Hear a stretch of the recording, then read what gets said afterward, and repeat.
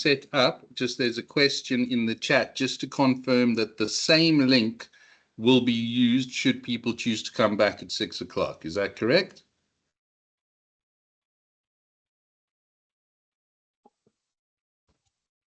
So that is correct, yes.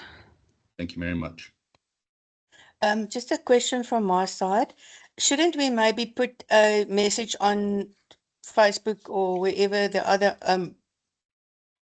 platforms are, and just communicate to say there's a session now and another session will continue at 6 o'clock maybe?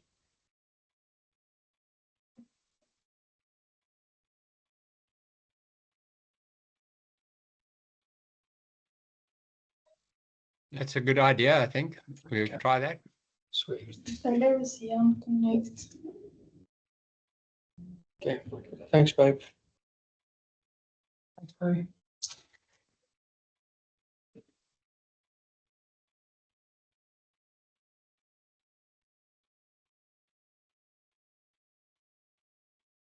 There are still a few people joining, but I think we're ready to go ahead unless there are any other points of order.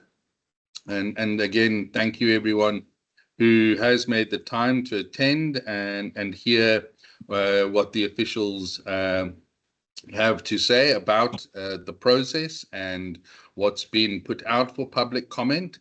There's obviously been strong feelings around this, which is good because it means that people are engaged, and there will be further communication. I know that the city is working on some FAQs, so please let's give the officials a chance. If there are questions, please put them in the chat. I can't promise that every question will be got to, simply because I can't anticipate exactly how many questions there will be, but they will all be recorded, they will all be gathered, and the feedback from the entire public participation process will, of course, there will be feedback on that. So without further ado, Margie, I hand over to you. Thank you very much. Thank you, Councillor. I just want to check that my screen is sharing and I'm audible. You are. Great. Please go ahead. Thank you.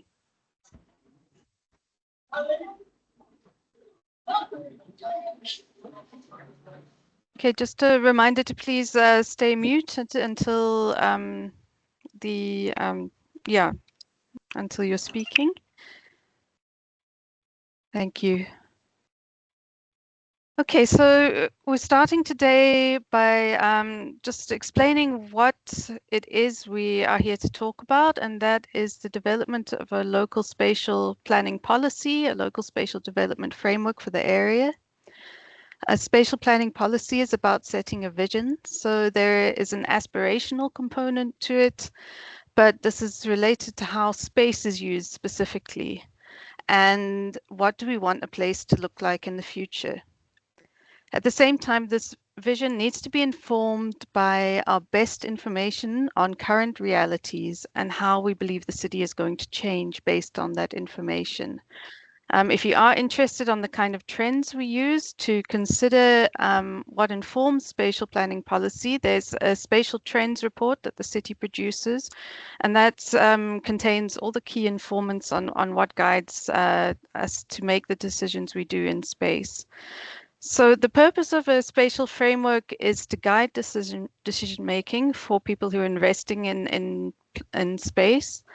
It sets an agenda to coordinate infrastructure projects and other projects, and it enables us to make a balanced assessment of development applications.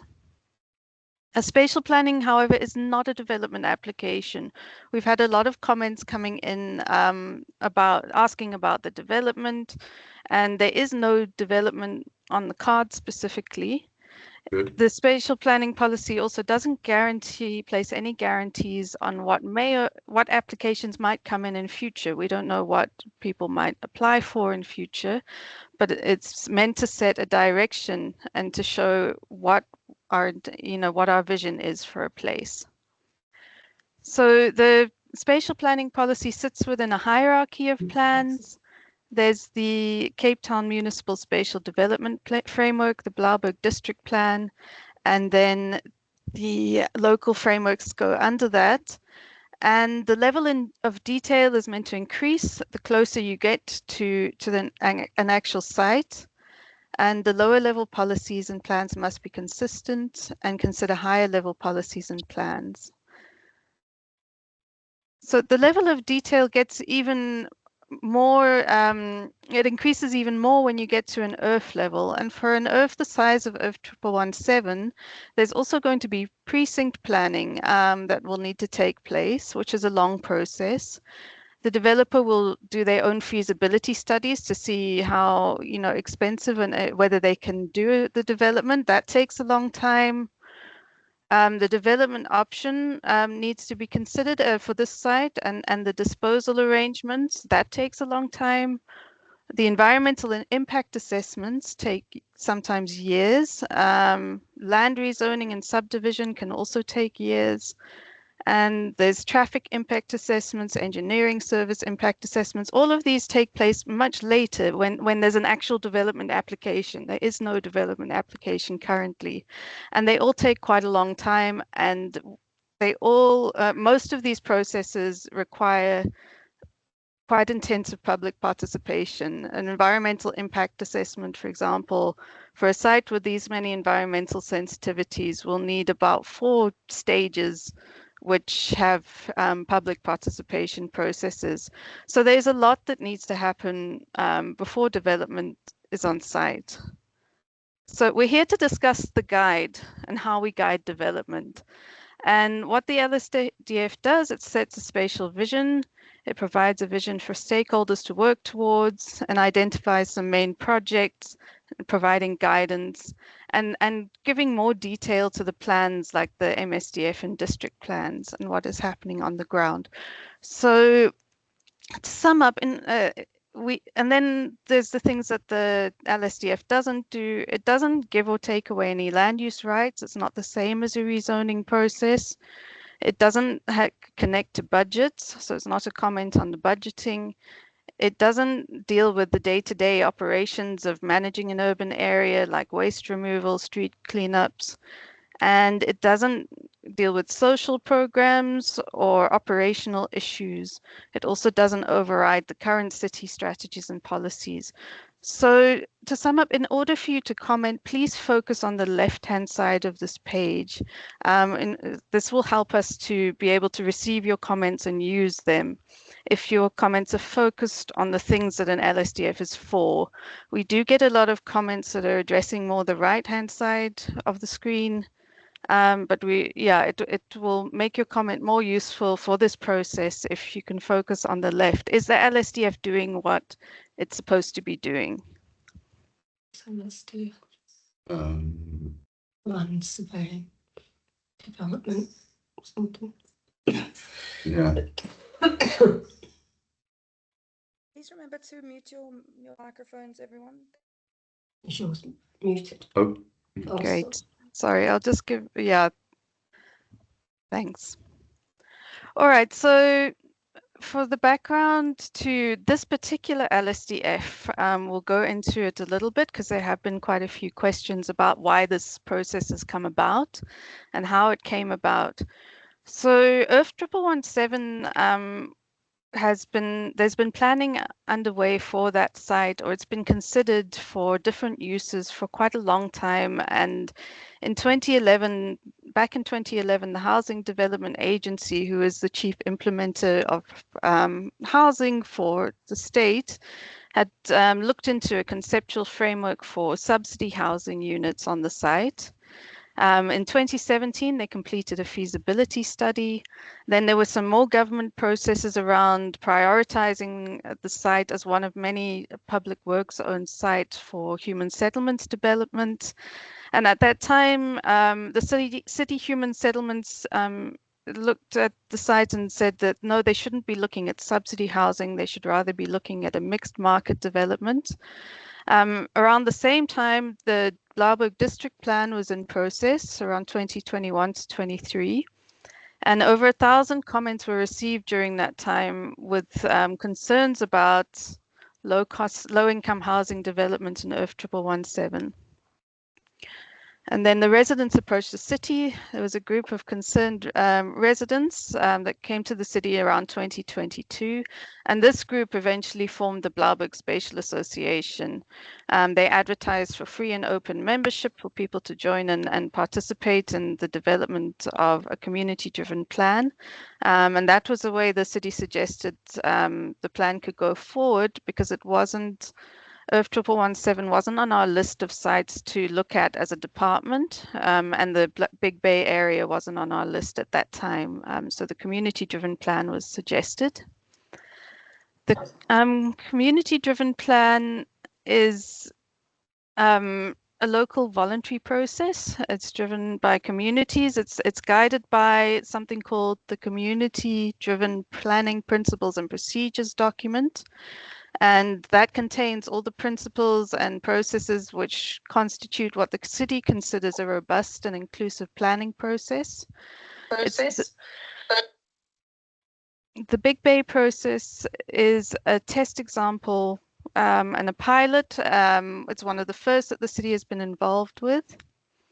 And importantly, the procedure still requires the city's involvement in order to ensure that the wider context, objectives, and trends shaping the city are considered. Okay, so this presentation will be available to download. I'm not going to read all of this text out, but just some highlights. The BSA and their appointed consultants have undertaken to use many of the informants that the urban planning and design branch would use, so the same data. And they've also undertaken to communicate with the interested and affected parties and stakeholders. The city has accepted these efforts as being aligned with the community-driven planning procedures document that was published by the city, as well as the sub-council initiation report to date. Some of the key role players are outlined in this slide. Again, this is available to download. Up until this point where we're taking the lead in the statutory 60-day process, our branch has been providing an oversight and commenting role, and has also ensured that other influential government role players' views have been considered in the drafting of the document. While the Blaauwberg Spatial Association has included a lot of the registered, interested, affected members of the public and representative organizations from the area. Okay, so to provide an overview of the draft LSDF,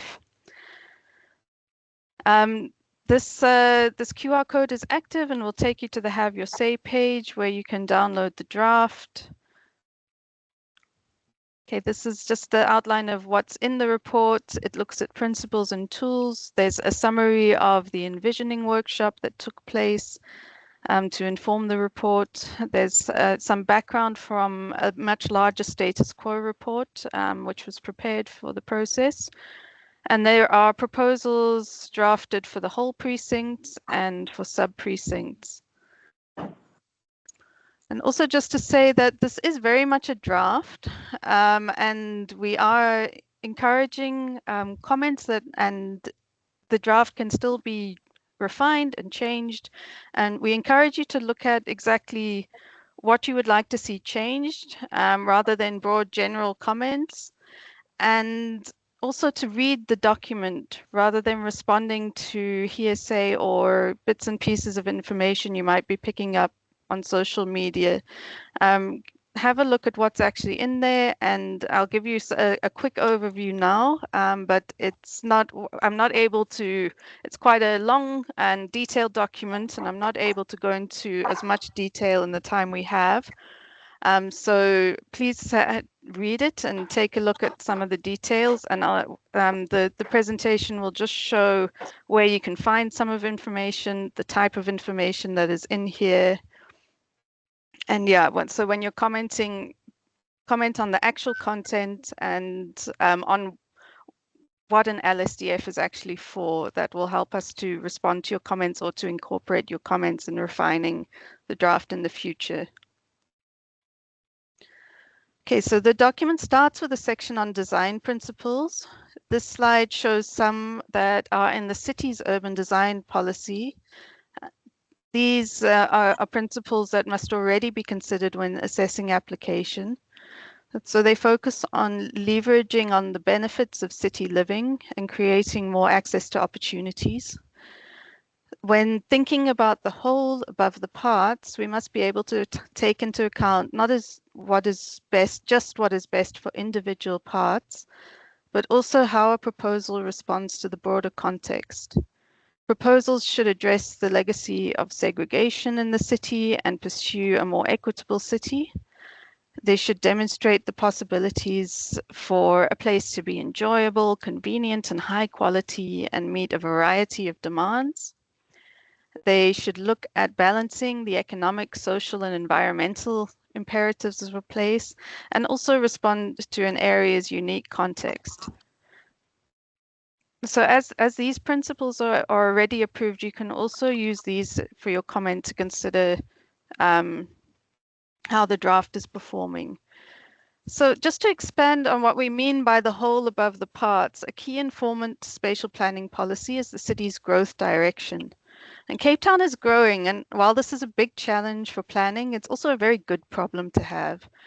People want to come here and stay here, and there are opportunities for people in the city. The map on the left shows the darker colors being the areas where growth has been the most recent. And you can see in the northern Blaauwberg Strand area, there's a lot of dark colors there. So this is a very rapidly growing area of the city in recent years. And this trend is likely to continue with substantial new housing and industrial development expected along the N7 corridor.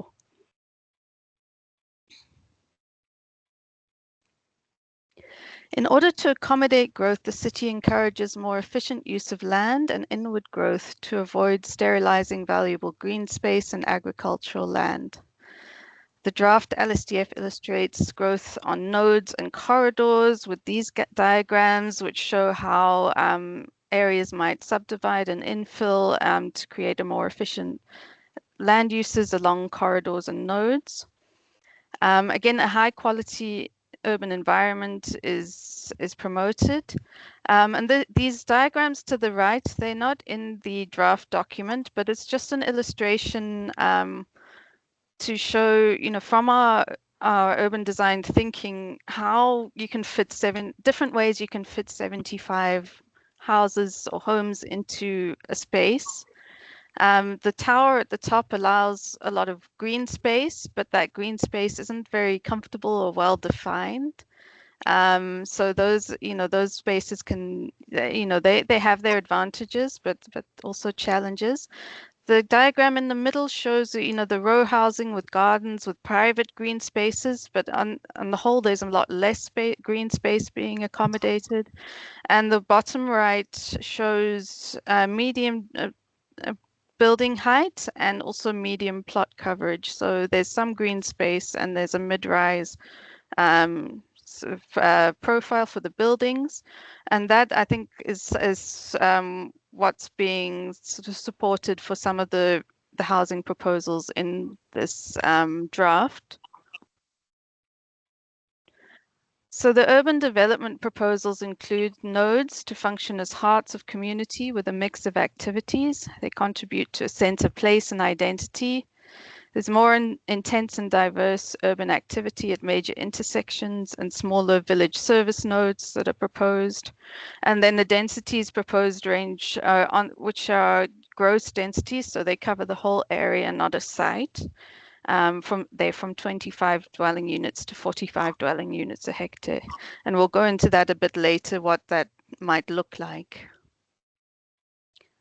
The densities are proposed as a gradient, so they're bigger close to the most accessible areas. The higher densities are closer to the areas with greater access, and the lower densities are further away.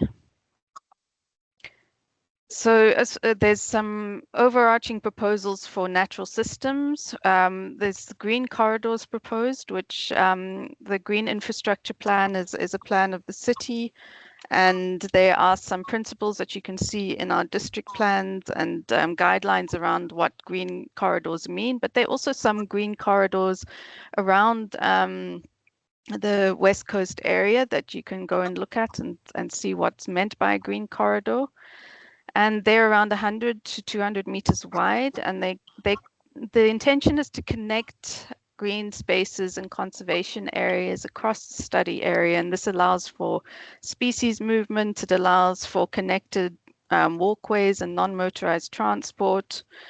So it's good conservation practice to have green corridors. And then there's also a 37% of the site of Earth 1117, which is proposed to be added to the nature reserve. There's also some general sustainable development principles contained in the document around building technologies, stormwater system, and non-motorized transport movement. Okay, there have been a lot of questions on urban management, and there is a section in the document dealing with it, particularly around security and then creating a suitable managing agent for the site and for any new development in the area. And that the proposal is for something like a special purpose vehicle or a city improvement district, but to have an overarching management arrangement. And then the proposal looks at the housing areas possibly being secure estates and having security estates. There have been some questions in the open day around what the current security arrangements are. And currently there's landowner permission granted to allow local security agents to manage the Earth 1117 site. So just in terms of safer by design principles, our city's urban design guidelines, they have some guidance on how to create safety and overlooking features and more secure environments so that there aren't spaces that sort of become derelict and areas where people dump. So these include things like overlooking features, overlooking windows, creating streets that double as public spaces, and having lower permeable boundary walls so that you don't have, you have more eyes on the street, essentially. Okay, the transport proposals are centered around the My City trunk and feeder routes.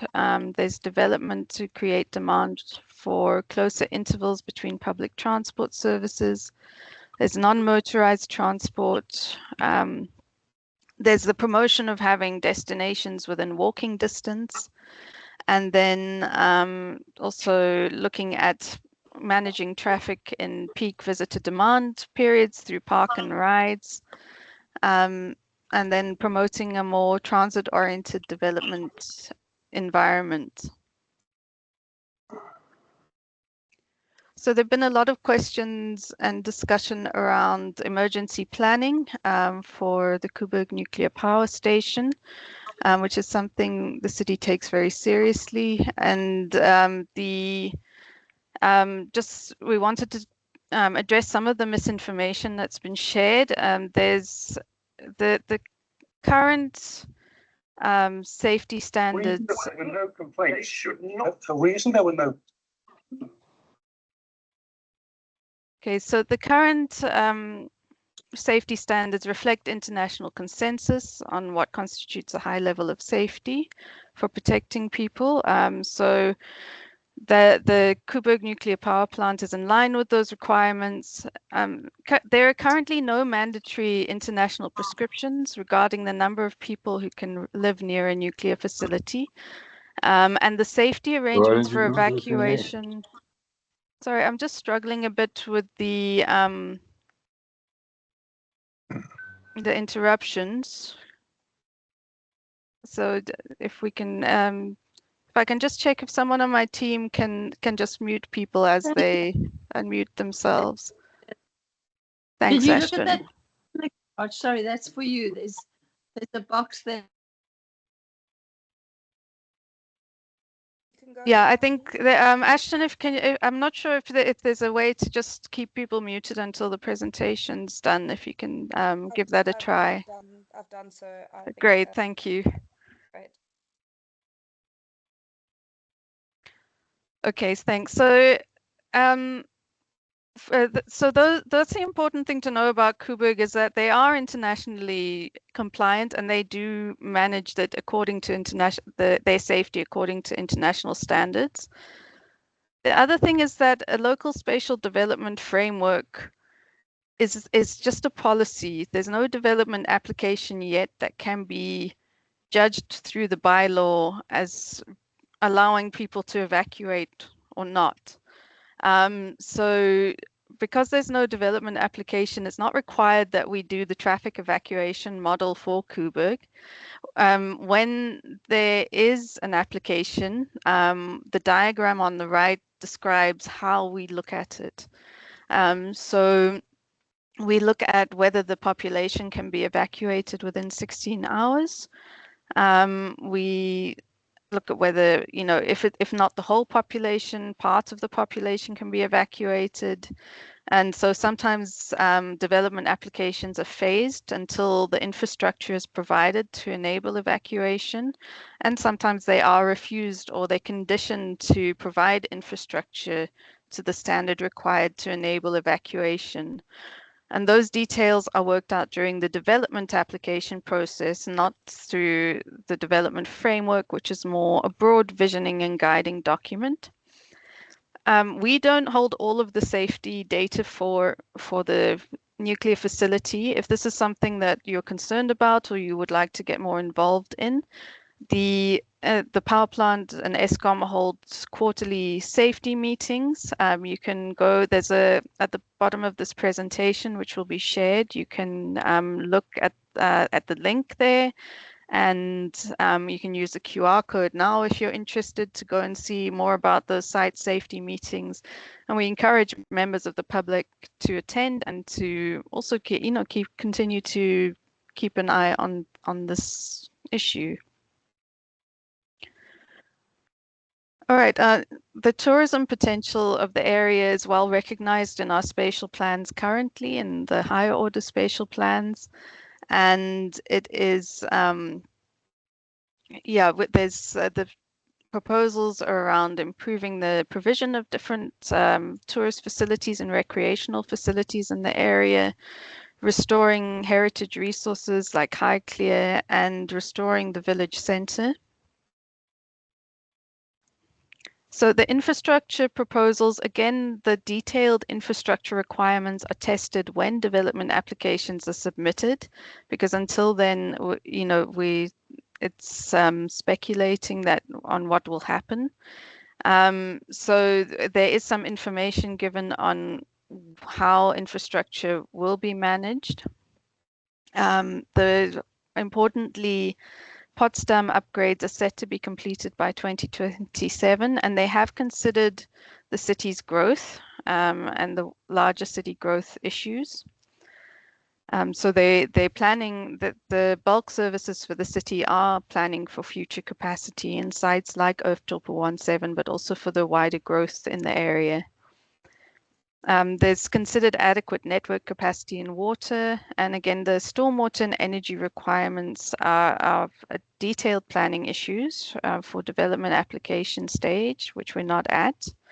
But for stormwater, we have a stormwater policy which encourages on-site attenuation of stormwater and a green infrastructure approach, so managing stormwater through through green spaces and through allowing it to naturally infiltrate into the soil through natural wetlands or even artificial wetlands, which can improve groundwater quality.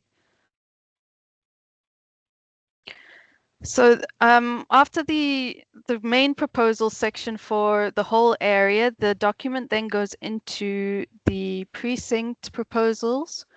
This slide shows the pages where you can find the detailed information for the different precinct areas.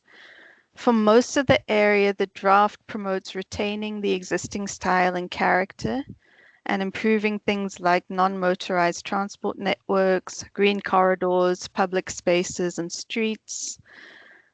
So the exceptions to those areas, which is most of the study area where the general character is considered to stay similar, is the village green area of Precinct 2, where there are some proposals.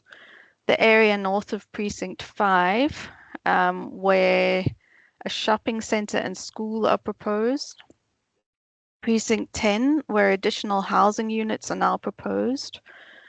And IRF 10103 in Precinct 7.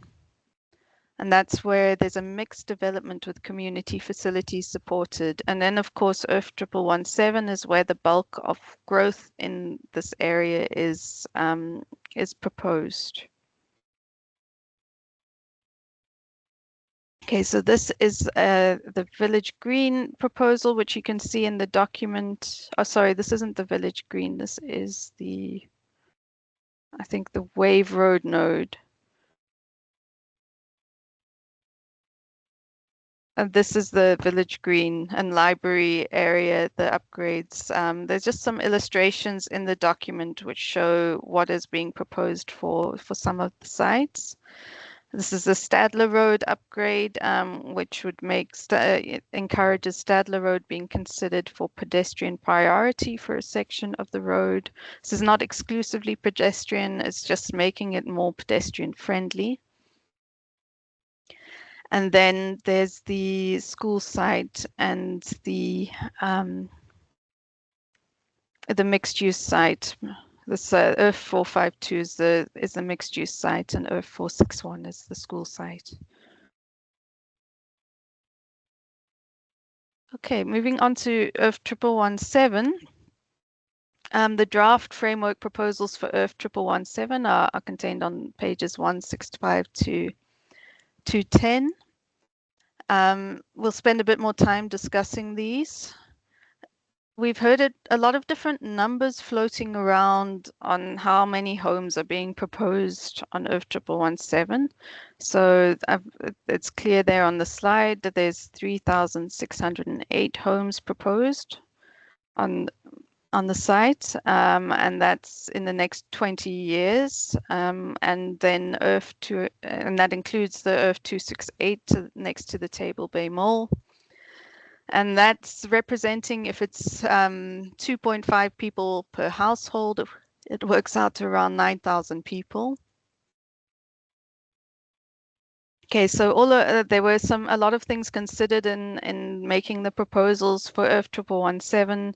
Things like the property values, the health, safety, and resilience of both future and existing communities, the types and densities of development, the different legal perspectives and stakeholder mandates, and the growth pressures in Cape Town, and the need to respond to those growth pressures with balanced proposals.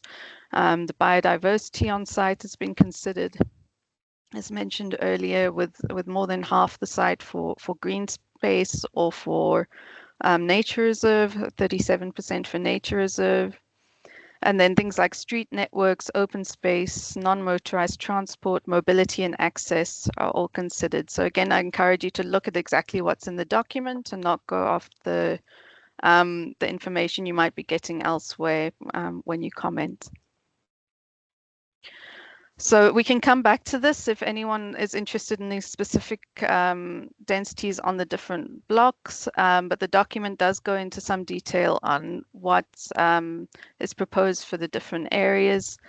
In the pink areas are for community facilities. The orange outlined blocks are for multi-story residential.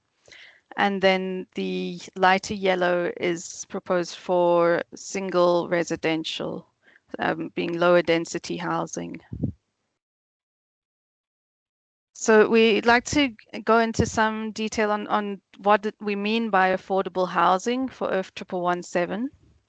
The definition of housing targets households earning up to $32,000 a month. At the moment, we're in a situation in the city where over 70% of Cape Town's households can't afford to buy housing on the housing market.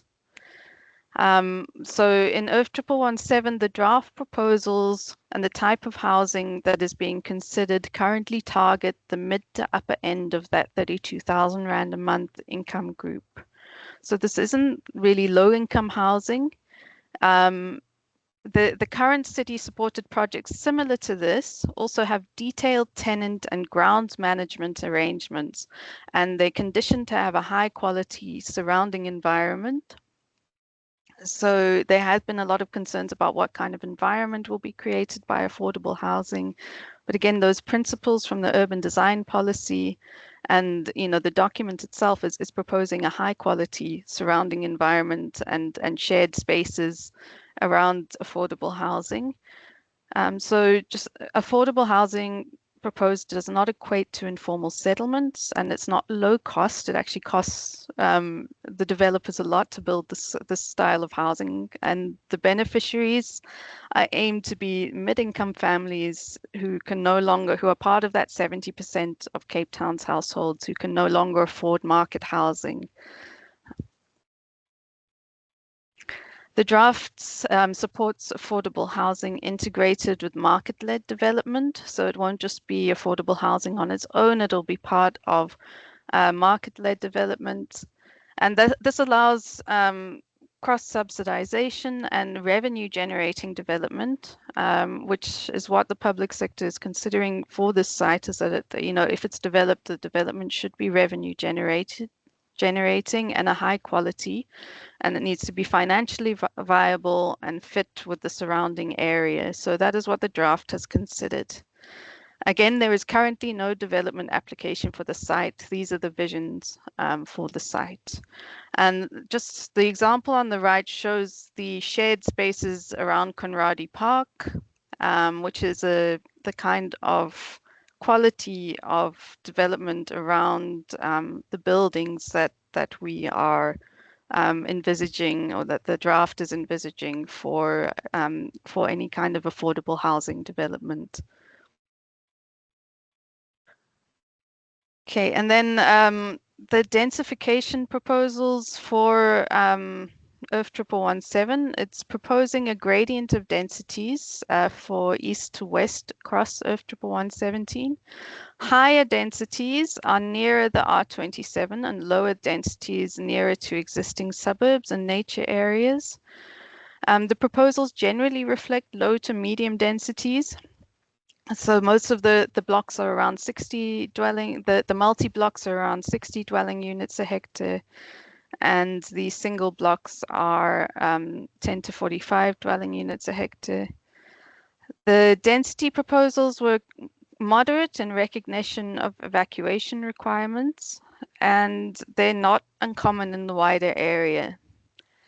The building types proposed encourage maintaining more green space on the site. So rather than spreading out and having a high coverage of the site, the densities are proposed to allow for all that conservation space. So we have a lot of speculation about why we encourage density as a city, and it's mainly because of our growth, which we covered earlier in the presentation, land scarcity, the preservation of biodiversity and agricultural land, the increasing costs of land and building, bringing people closer to job opportunities and business hubs, and then the mixed-use spaces which combine work, housing, and leisure, and promoting those good urban design principles. So here are some examples of environments with 60 dwelling units a hectare, and at the top right there's an example with shops on the ground floor and apartments above. This is some examples of 15 dwelling units a hectare. These also, you can see them in the draft document.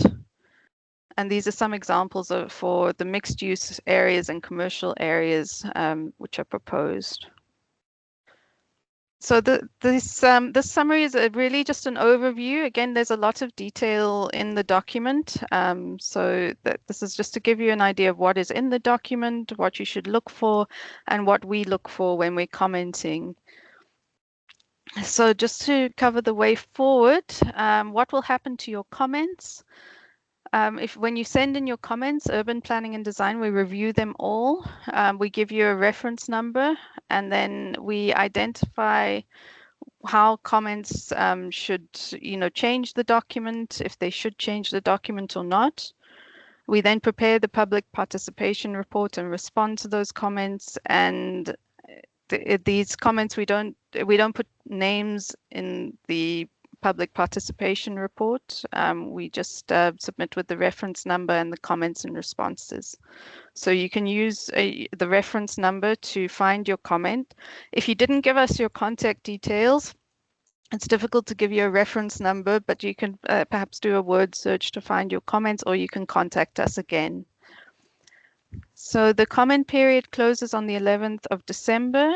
We're going to review the comments and proposals for changes to the draft. And then we edit the draft and submit to internal council and administrative departments. We finalize the changes and council considers for approval. And yeah, once it's submitted to committees to council to consider.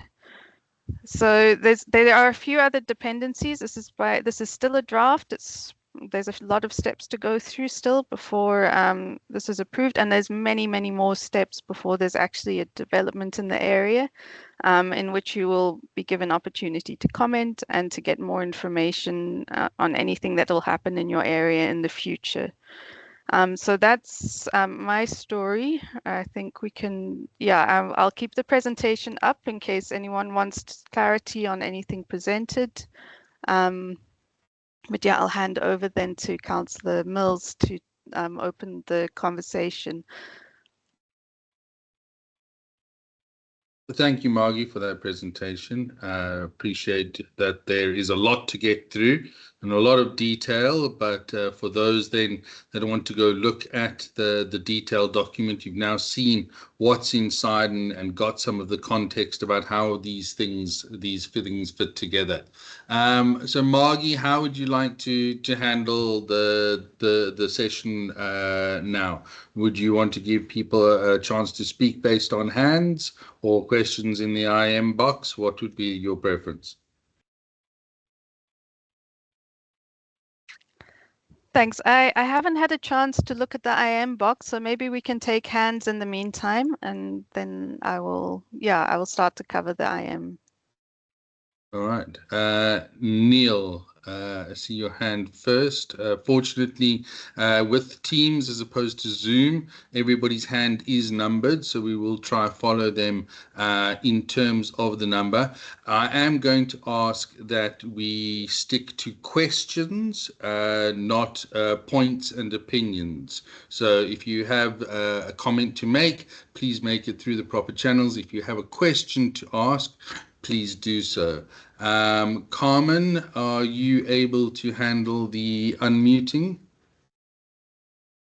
Yes, it looks like it's working. I think once they put their hands up, should be able to. All right. So Neil, please go ahead. Yeah, so I've just got two questions. The first is with regards to you showed the example of Conradi Park. Okay. Do you plan to use the same developer there, Concord? Neil, can you hear us? Yes, can you hear me? I can hear Neil. So I don't know if it's perhaps just Councillor Mills that's having the issue. Yeah. Can anyone else hear Neil? Yeah, I can hear him too. No, Neil's hand has gone down. Yeah, so I just wanted to find out whether it's the same developer that will be doing the social housing, because David, can I you do know unmute? that it had. Hello. Hi, Neil. Sorry, my me. apologies. I think I had an audio issue on my side, and I was sitting talking to myself, wondering why it had gone silent. I do apologize. It has suddenly come back. So we'll go. Apologies, Neil. Please go ahead. Yeah. So because I do know that the developer there at Conradi Park has had some issues with the mall that they were building and their deadlines that they've missed, and it's caused some issues. Did you hear me now? Thanks, Neil. I cannot answer this one. There's no developer that's been identified yet. Okay. there's still a And number of just- steps before that. Just the last question. In your previous slide, if you could go maybe just a few slides back to the section at the Big Bay Boulevard. Let me just go to where it shows the sections. Yeah, so between 3 and 4, is that, I believe that's where there is some water, there's a natural water sort of like reservoir there between 3 and 4. Is that still staying, and is it going to be maintained as a conservation area? It's a semi-natural area. It's actually the stormwater discharge point. So that's where it collects the water, but it has obviously the wildlife and the greenery has benefited from that. And yes, that's the idea, is that would be maintained as a green open space. Okay.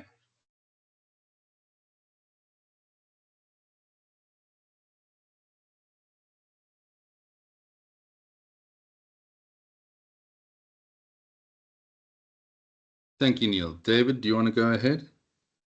Yeah, I've got 3 questions. Firstly, on transport, your LSDF gives the capacity of My City Bus of 20,000 trips per hour.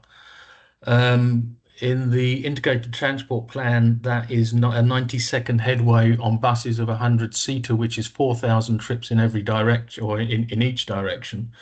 Our calculations that we've taken from urban mobility show that the route going into Cape Town is approximately 50% capacity at the moment, and that was only on the Dunoon line. So there's also the Atlantis line. So it would indicate that there's no transport available on My City Bus. So could you respond firstly to where the transport's coming from? We've also been in touch with urban mobility, and they've confirmed more or less that there's no intention or budget or planning for additional transport going into the area, yet you refer to an R24 corridor that doesn't appear on either the district plan or the MSDF. So without a corridor, or without a high level transport, how do you propose to make a corridor? And where are these people going to get to work if you're developing Belleville as the next CBD, because there's no high level transport going between Tableview and Belleville planned at least up to 2038.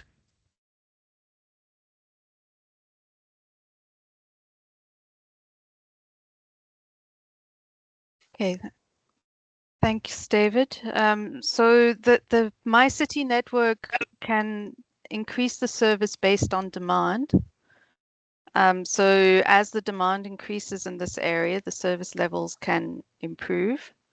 No, And then we've actually been in touch with urban mobility, and the problem. Apologies. I'm going to allow Margaret to finish before any rebuttals, please. Okay, the job opportunities along the N7, there's about 1 million square meters of industrial development planned. There's also many people who already work in the area who cannot afford to be housed nearby, and they're traveling long distance to get to the area. So there's plenty of demand for housing. There's engineering solutions for transport, and the challenges involved in planning that and costing that do not absolve us of a responsibility to consider how we're going to accommodate the growing city. Thanks. David, go ahead. Yeah, look, the capacity on the My City going into town is basically at or nearing capacity, because the 90-second headway will appear as a bottleneck around the Blaauwberg or the Bayside station. And to me, the comment around there are engineering solutions to transport doesn't answer how you're going to get a high level transport between us and Belleville. There are no new public transport infrastructure development planned for this area until 2038, and that's a fact. there is absolutely no way, in my opinion, that an engineering solution will be found either for a railway or a high-level solution, high-level transport solution between us and Belleville. And you offer no jobs density. You offer a square meterage in terms of industrial land, but you offer no jobs density for that.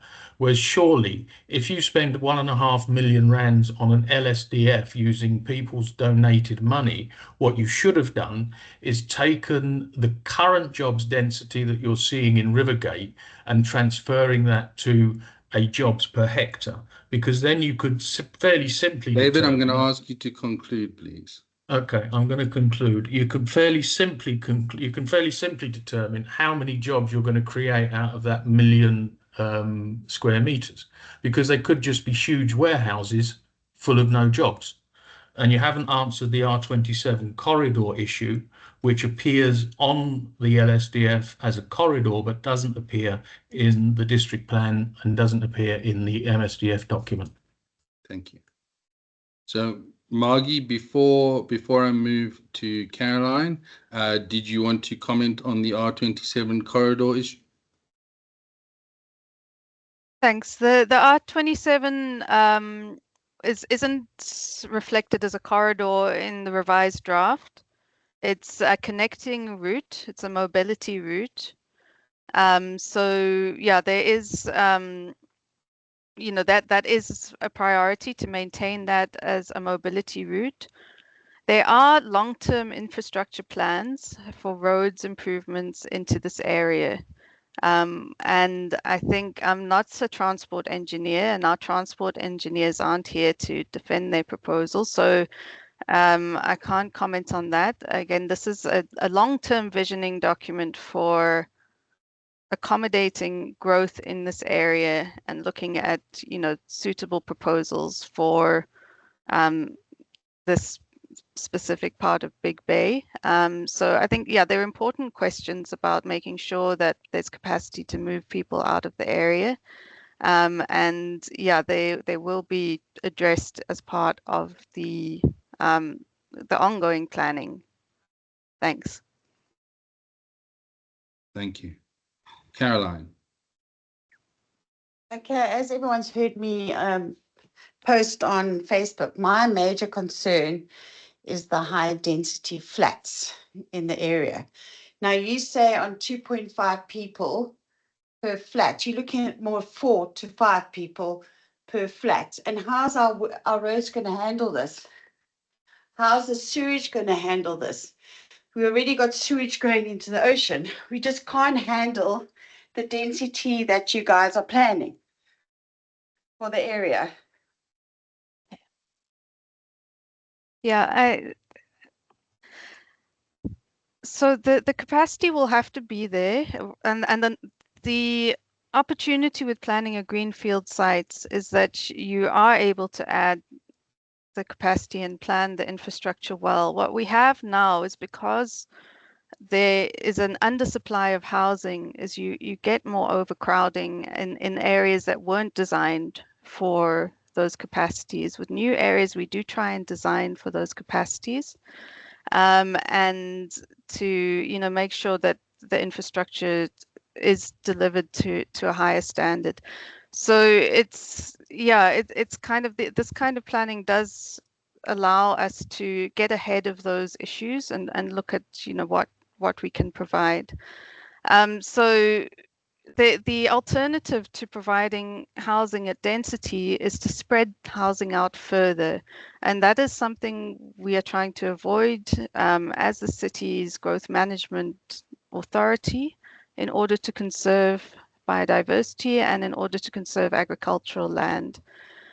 So we generally, yeah, are proposing that densities are medium to high in most of the city, and in this area, because it's in the Coburg evacuation zone, we've looked at more medium to low, and that's, you know, that's what the draft has considered.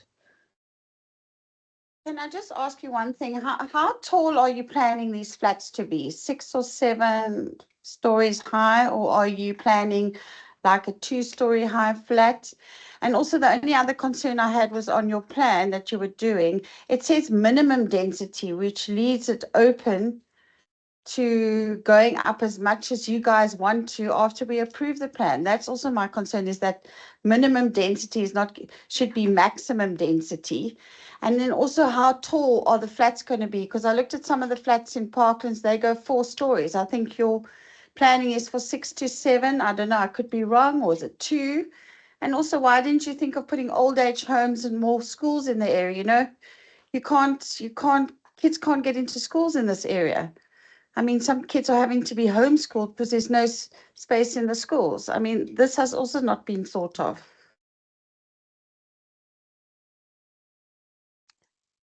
Thanks. So firstly, there isn't, I don't think the document refers to minimum density. I stand to be corrected, but I've read it a few times now and I don't recall that.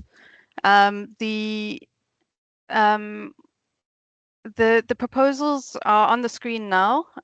So it's 60 dwelling units a hectare, which is around 4 stories typically.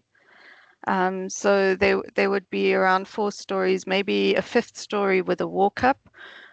So, you know, when you go over, you know, a duplex on the top floor, when you go over 4 stories, you have to put in lifts, and that adds an additional cost to the development. So 4 stories are typically, yeah, what's proposed in a medium density environment. And then there are large areas which are single residential dense and lower densities. Thank you, Maggie. I would just like to add that within this framework, schools have been considered.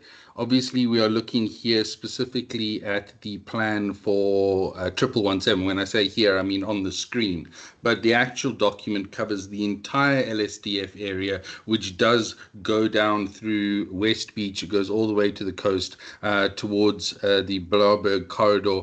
And you will see it has identified some potential school sites, even within just this narrow area, which has pretty much fully developed, apart from, you know, 1117. There are, of course, a number of other schools planned in and around the area. So it's also not that the people who live on 1117, you know, are not going to be connected to the rest of the community. So there are more schools planned. There are some already being built. And of course, we are planning the kind of community style facilities like retirement villages within this zoning schema. Thanks. I'm going to go to Anthony next. David, I see you have your hand, but I'm going to give everyone a chance to speak first, unless, please correct me if I'm wrong. Oh, no, I do apologize. That's Deborah. So Deborah, your hand was next. Please go ahead.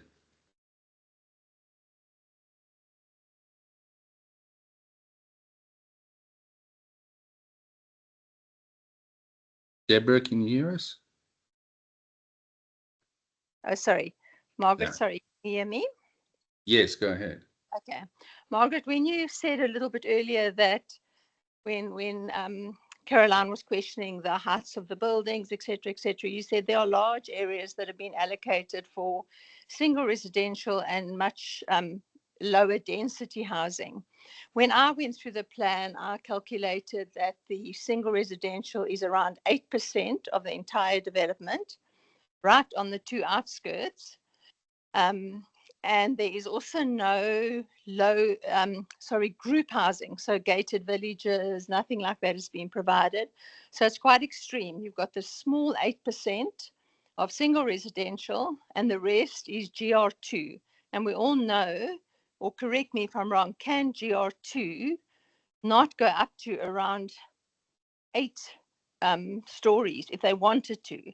I also don't understand how the people who are presenting to us are comfortably saying that this is just a vision document, because my experience, having developed a few places and bought where I thought no development could happen in the past, once the LSDF is signed off, it is a much faster application for developers, because the city has approved it. So you think you're buying single residential, but if there's an area in front of you zoned for something, the chances are it's going to go through. So what I'm trying to say is the LSDF is a very powerful document once it's signed off. So we cannot be comfortable to be sort of casually saying to the people, oh, but there's still a long process. We all know that if the LSDF allows for something, the chances are that the city will push it through. So this is a critical stage. It's not a vision document. It's not that it might never happen. The reality is the developers will see what the city's put on paper, and they will easily be able to get those things through. If our previous comments weren't even attended to, how would we possibly stop a developer when it comes to objecting to something that's already on the LSDF? So this plan for me is absolutely scary.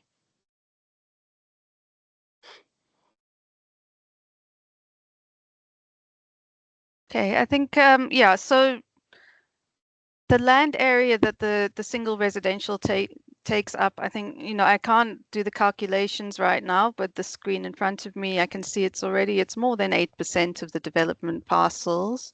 No, actually not. If you look at the document, and what's been specified, because I've spent a month going over. Is the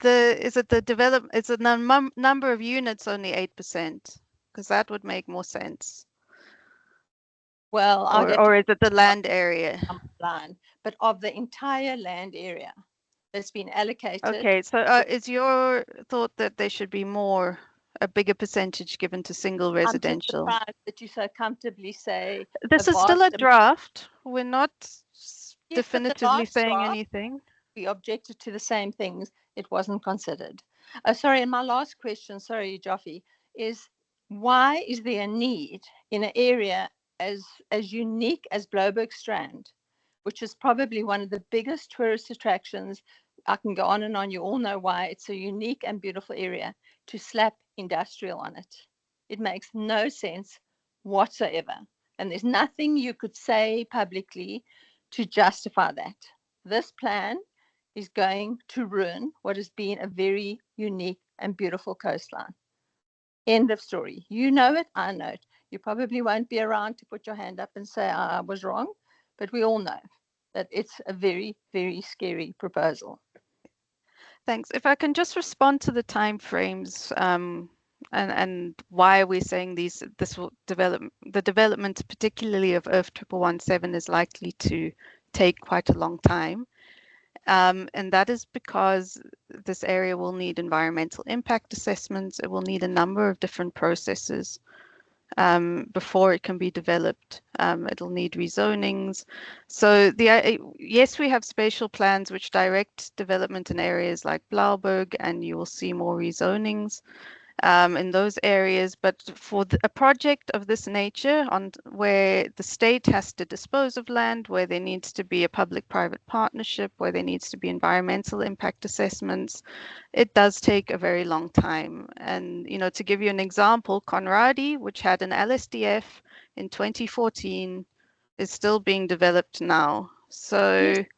Sorry, Margaret, in all defense, I am sitting in this meeting painfully for my children and my children's children, for what is currently happening to beautiful areas in Cape Town. So I don't care if it takes 20 years and I'm not around to see it. The point is, unless some of us get responsible and say, stand up here and be heard.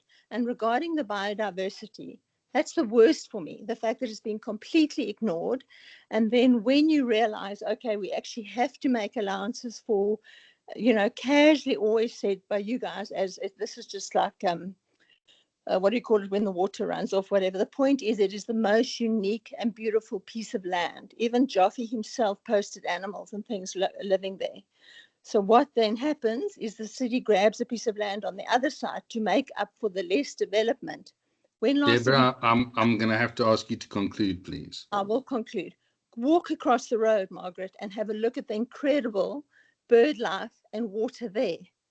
So everything will be affected, and these wetlands and animals will not survive this density that is being proposed. Thank you. Just one point of clarity. The photos that I posted were not from this site. They were from the Parklands Fynbos corridor over on Parkland side. But your point is made. Thank you very much. Sorry, posted animals there. You're right. Anthony, can bring you in. Thank you. I'm not sure if you'll give me an opportunity for 20 seconds of comment rather than question before I go ahead, but I do also have a question. At this stage, Anthony, because this is a city meeting, I would prefer just the question at this stage. If there's a space at the end, once questions have been covered, I will give you an opportunity to comment, if that's okay. Thank you. Then my question is, Margie, can you please just discuss in more detail the conflict between the BioNet and these proposals?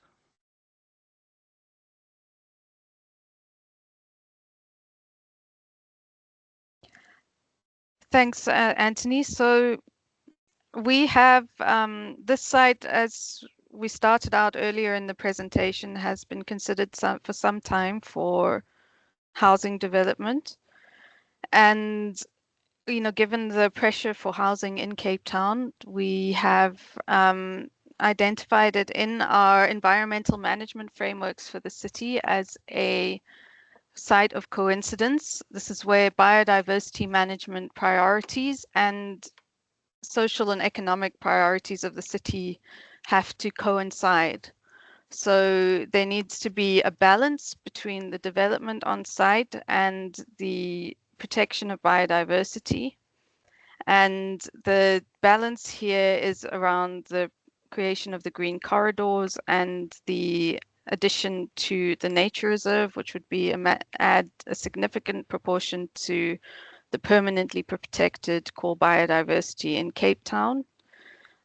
So I think, yeah, Anthony, I don't know if I've covered what you were hoping me to, but there's, yeah, the biodiversity on site is very important, and the city has a policy to create biodiversity. And again, I'd encourage you to look at the green corridors that have been part of development of the greater area, and to see how those are managed as an example of what the city aspires to in, you know, including green corridors on plans. Because we're not ignoring the biodiversity. It's very much in our planning. It's about trying to find the appropriate balance. Yeah, the wording in the BioNet, City of Cape Town BioNet policy, when it identifies a critical or core biodiversity area, uses the word must be protected. I mean, that's been raised, so it seems that there's a lacking in that regard, but the answer that's been given in the past is that there's also equally the facility for offset. So I'm not sure if that can be explained better.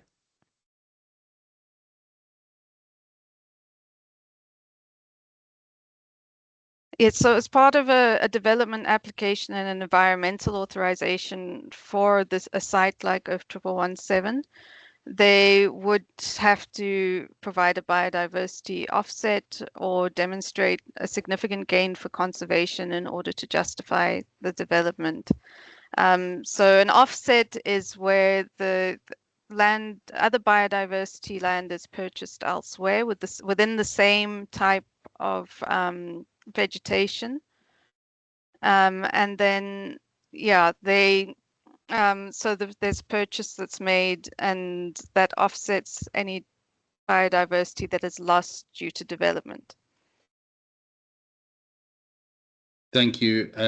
Gav, I'm not sure whether that's an acronym or a shortening, but please go ahead. Thank you. I'm interested to understand how the current topography will be dealt with. We're sitting here with a huge dune towering up behind us at the southernmost point of that corridor there. Will it be flattened? what will it look like afterwards?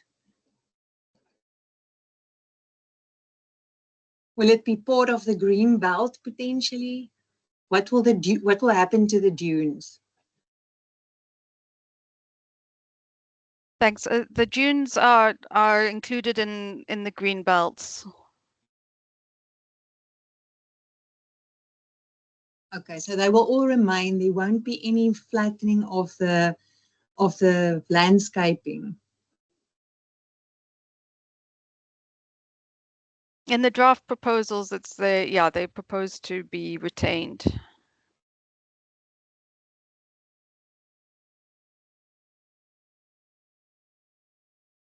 Thank you.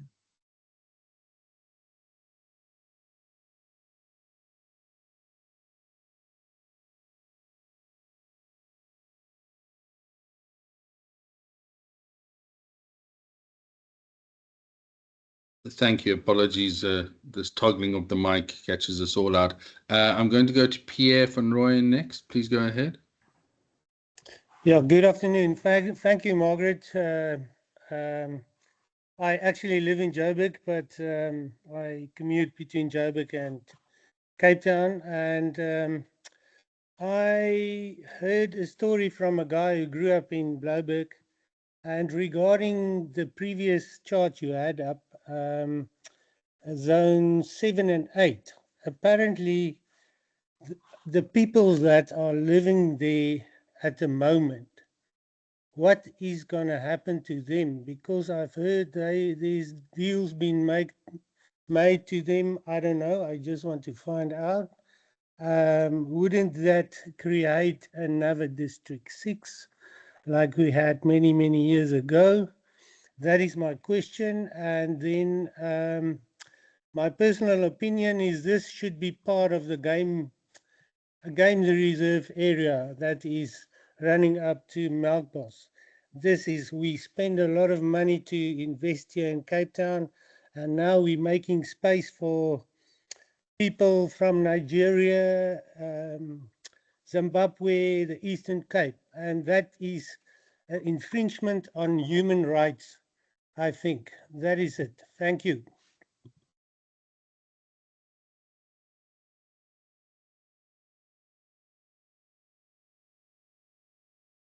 Thank you. So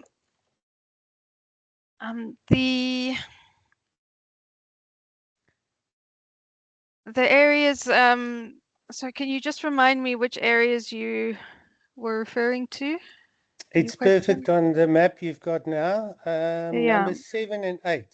And I believe there's, can you just explain the security question there as well? Thank you. Marty, I think he's referring to Happy Valley. Yeah, I was going to say it's Happy Valley and the expansion thereof and the shacks that get set up alongside the R27 and the security guards that sit around and have braais. Thanks. So the proposal is not making any specific arrangements. The draft hasn't made specific arrangements with Happy Valley. As people who have occupied the property for a long time, they would have rights, and they would need to be considered in any redevelopment of the property. But I will let the councillor perhaps respond on the security arrangements currently. Thank you, Margie. So I know it is a topic that comes up repeatedly. The security arrangement is put in place by the property owner. While it is a government department that owns the land, being the National Department of Public Works, they are still expected to secure the land, any owned land, because it is not public open space. So even though there are no gates and fences, the property owner is responsible for maintaining it. And the property owner is working with the long-term residents in terms of their possible future housing arrangements.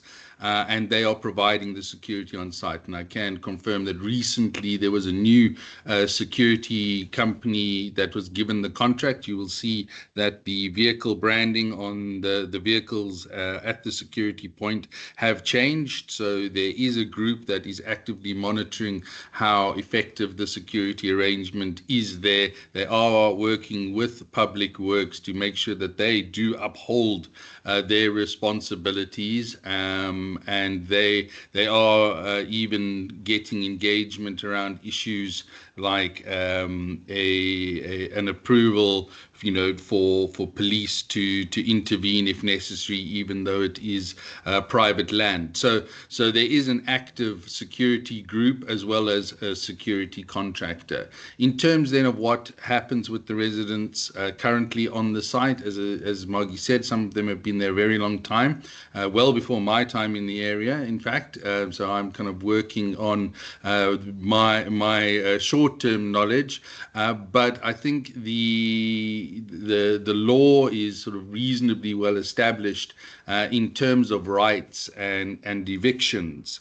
But like any piece of land, if you want to develop it, or if you want to sell it for development or sell it for any other purpose, that is something that the landowner has to sort out. It can't be prejudged in advance by either the city, if it's not city land, or through a process such as the LSDF.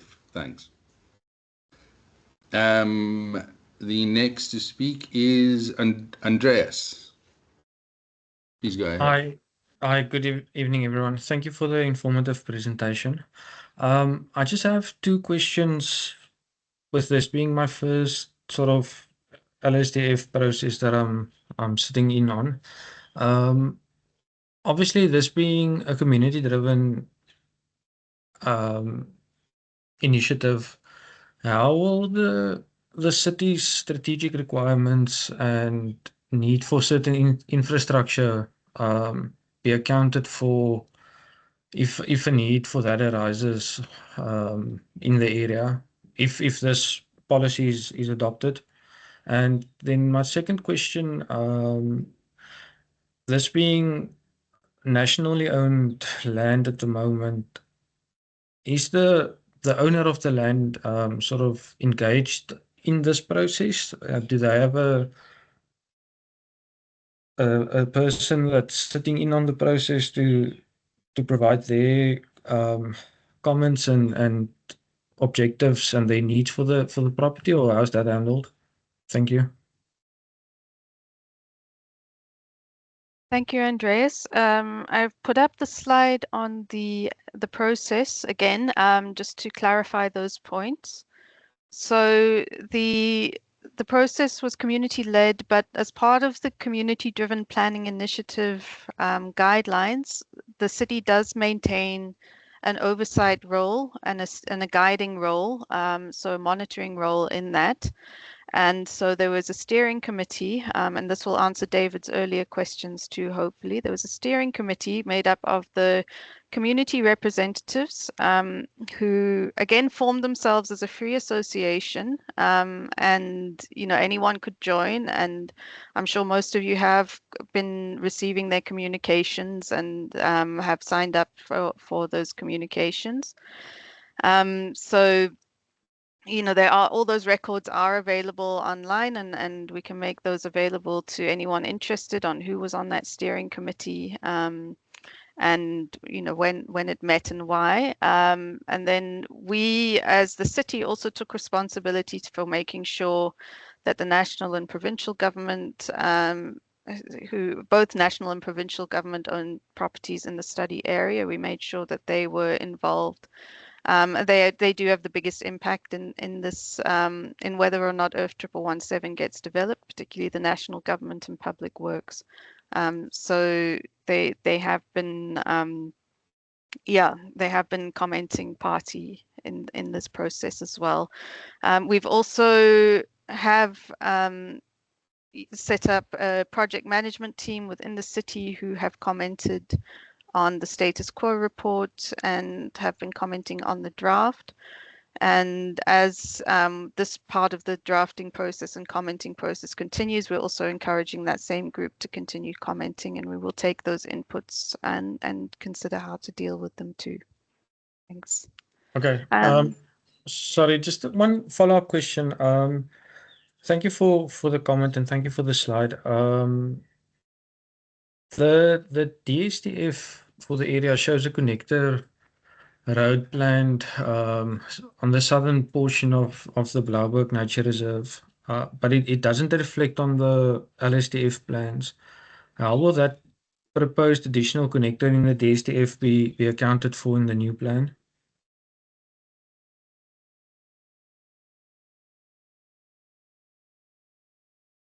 Thanks. I think that is a comment that we should take forward for the community group to look into. Okay, thank you. Leslie, do you want to go ahead? Yes, thanks. I think mine is really supporting the previous speakers, especially what Deborah was mentioning earlier on the issue of biodiversity. One is somehow very uncomfortable with the issue of not getting the detail of what the biodiversity offset is going to be, because that's a very relative issue. I mean, if you look at the biodiversity offset issue when there's a big industrialization happening, either it be mining or whatever, the criteria wouldn't be the same. So on this issue, it's almost like the offset is treated like and I don't mean it in a bad way, like just a by the way. We are industrializing the place, but then maybe as a means of a small return on investment on biodiversity, we'll make just this sort of minimal provision to ensure that the biodiversity is there. What one should be hearing out of something of this nature, it's more having the biodiversity economy as the overarching issue that takes precedence on any form of development that can happen, especially for the entire West Coast. Because, I mean, we know the issues of the poaching and everything that happens on this entire belt right to the Eastern Cape. But the city is not saying much on that. It's very silent on that one. So once we hear this, my proposal really, even supporting the previous speakers, let us hear what is the very key strategies that are supporting the biodiversity and how industrialization is going to infringe on them. And then somehow then we all have a comfort that there is going to be a very clear and visible symbiotic relationship between whatever a development that is anticipated and obviously the protected areas that we're making reference to. That's really my view on that. But I really support what I'm hearing in terms of protection of this area moving forward. Thanks.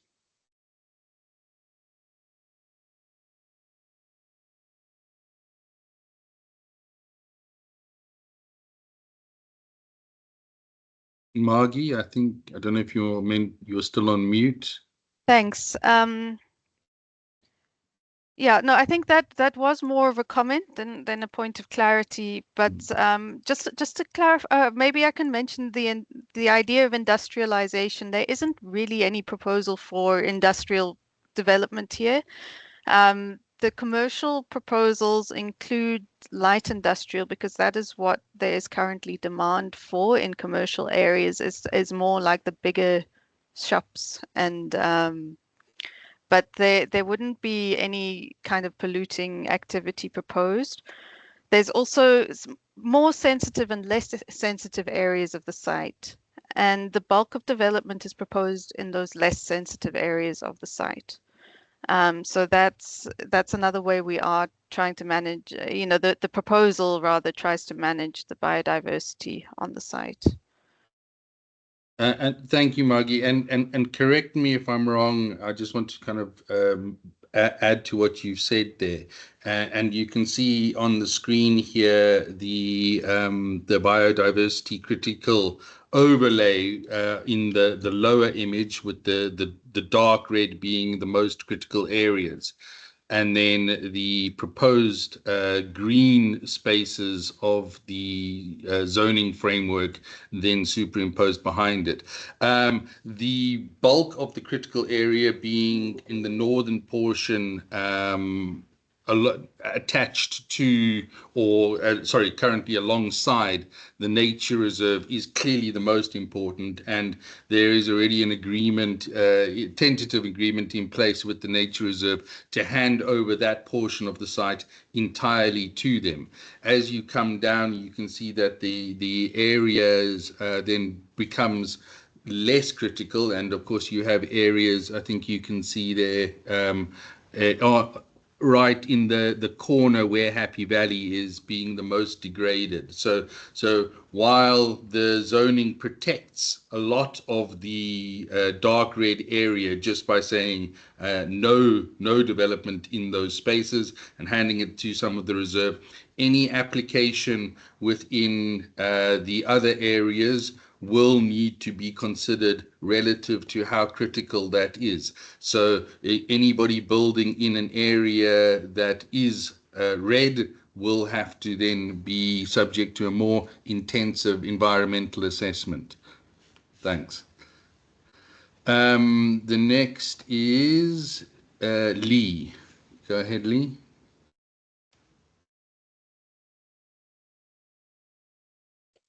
Jonathan, sorry, let me just quickly come in here before Lee. I don't know if you noted in the chat room, Nigel Titus joined us and he asked you if he can give a response. I presume that is on the previous question.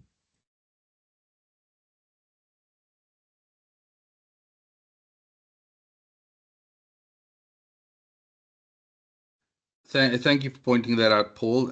Lee, if you're ready to come in, are you willing to let Mr. Titus from the city comment first? Going once, going twice. Mr. Titus, if you'd like to go ahead. Thanks, Chair, and I'm sure Lee can comment after this. Sorry for joining late. I think Margie has mentioned it, and I just want to reiterate to colleagues and to the community on the chat that a lot of clarity that people are seeking for is not possible at a local spatial framework level. What the buildings would look like, how much, for instance, what buildings would look like, the kind of finishing people are interested in, where exactly it will be located in all of the sort of heights. Those kind of details, a lot of that is dependent on the development application that follows. The spatial framework, as Margie said, tries to set guiding policy guidance that would guide future development, but a lot of detail is actually unpacked when a development application comes on board. That includes aspects such as biodiversity offsets. So at a spatial framework level, you do not look at how the offsets will be, because that requires details of the exact site and the nature of the development and how much impact that will have and what's on that particular site that gets developed. So those details can only get confirmed, and then it's ratified through an approval, if it is an approval, once a development application is received and that is engaged on. We are not at the development application stage. We are at a vision stage that becomes a policy document for guiding future development. And it is difficult to consider for people who are not every day involved in public participation or in spatial planning. But this sets the policy for what the future applications may or may not do. And so, yes, it may not be what people are expecting or want, and that's why the engagements are being dealt with right now through the city processes. And that's the second point that I wanted to raise for I see the chats on the side speaking about previous comments, etc. So the consultants prepared on behalf of the community organization that managed the preparation. They prepared, and they had either had discussions with people, did not have discussions with people, or all the people. They have run their process. This is now the city taking a process. And so previous engagements, if it has been considered or not, is now looked at afresh for us with this process of new comments coming through. And people can obviously make motivations and suggest 60 dwelling units or 35 or whatever. And now, obviously motivating why that is an appropriate thing for us to be able to consider. So at this stage, the city is not taking ownership for previous engagements or how comments have been treated. We're taking it fresh from this process that we're in currently, in this public process period that we have. A third thing that I also wanted to highlight is that obviously in the development proposal and an SDF spatial framework is trying to balance a lot of competing demands, objectives. Some may be, and as we can hear, is environmental is the main and the only consideration. Others maybe there's housing issues, and for others, I think David's mentioned earlier about creating jobs where the people will be, and if this is being development, could be interpreted as jobs must be here. So there are many different demands, and what the spatial framework tries to do is to balance those demands as responsibly as possible, and obviously looks like two things like sensitivities thereof. And so one option could have been that the entire site is just conservation, and we ask, what does that take? How does that take the city forward in its objectives? Another could be entire site just residential. And obviously, what this proposal is trying to do is to find some mix between those. And again, people need to comment on how appropriate those are in terms of the final finishing thereof, given, when I say finishing, the final proposal that's been presented. Chair, the Mr. last Titus, yes. I'm going to ask you to conclude, please. Okay, let me stop there. Thanks. Thank you so much. Because I note that the time now is 8 minutes to 6, and I expect that very shortly the cohort of residents wishing to join the 6 p.m. meeting will be joining us, and the presentation will start afresh.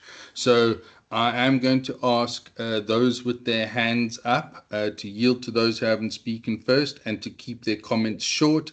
I am going to have to draw the session to a close in 5 minutes. So Lee, if you'd like to go ahead, please. I'll give Lee another chance. Henny, if you want to go ahead. Thank you very much. My major question and concern is relating to traffic, and with the high densities. Our roads are already extremely busy. Maybe this was handled in the previous question, I didn't hear. And then the densities. I've gone through to the Conradi development, and when I visited, there was no parking. The people were parked on the sidewalks, on the circles, in the foyers of the buildings. So that's my major concern. We are looking at densities the same as Conradi and higher in certain areas, and our traffic cannot handle this already. So that's my biggest concern about this proposal. Thank you, Henny. Margaret?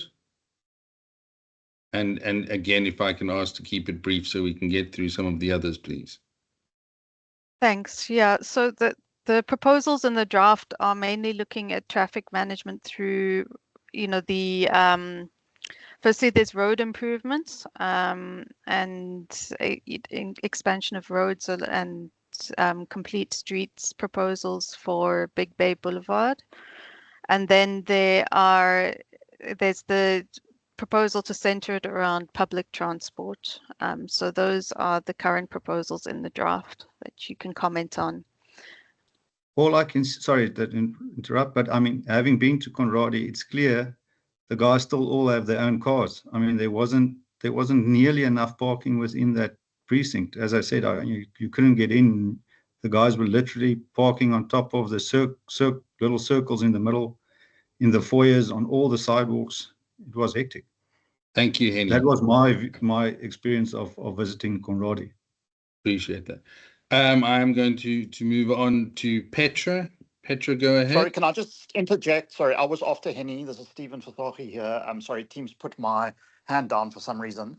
I just want to quickly ask, no one seems to have raised any concerns about the Koeberg and the evacuation plan.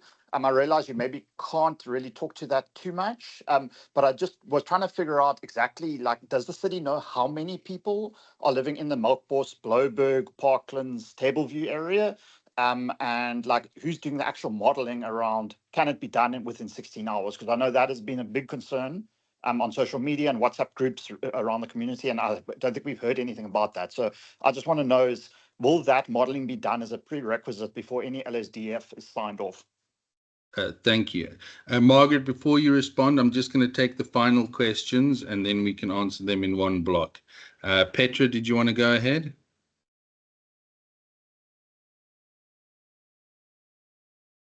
Can you hear me? Go ahead. Yes, we can. So my question relates to the wetlands that are currently there. I am aware that the wetlands are just temporary, and that once the way leaves get cleared, that water that's in those, that's coming from the Table Bay side, will actually go to the ocean. So I'm from a natural background, interested in plants and things, and there's nothing there that suggests, there's no plants that suggest it's a natural feature. So I was just wondering, once the water does get directed back well towards the sea, why would that area then be proposed as natural area on your maps? Because that speaks to the greater vision for the area if it's just supposed to be temporary. And then just a second comment about that. When that site was made temporary, was an environmental impact study done? Because we're under the impression that there's actually a water aquifer under the site as a whole. And obviously you're adding stormwater to the system, and stormwater is naturally actually quite polluted anyway. It's not clean water. It's picked up all the tar. Thank you, Petra. I'm going to have to ask you to conclude. Thank you. That's it. Dierwald? Hi, everyone. Yes, my concern has been addressed by some of the previous speakers. I've been a resident 15 years in this area, so I've seen it growing. And my concern is mostly with regards to the medium to high density development areas that were presented in the spatial development plan. And also the income group that is targeted for these areas. And I've done a very basic, quick calculation just to see what type of property values we are talking about. And as far as I can see, it's all properties that are valued less than R1 million, based on the 30,000 rand income per household or per month. So for me, this is what I associate with Parklands. Firstly, my concern is that the caliber of resident that is attracted, as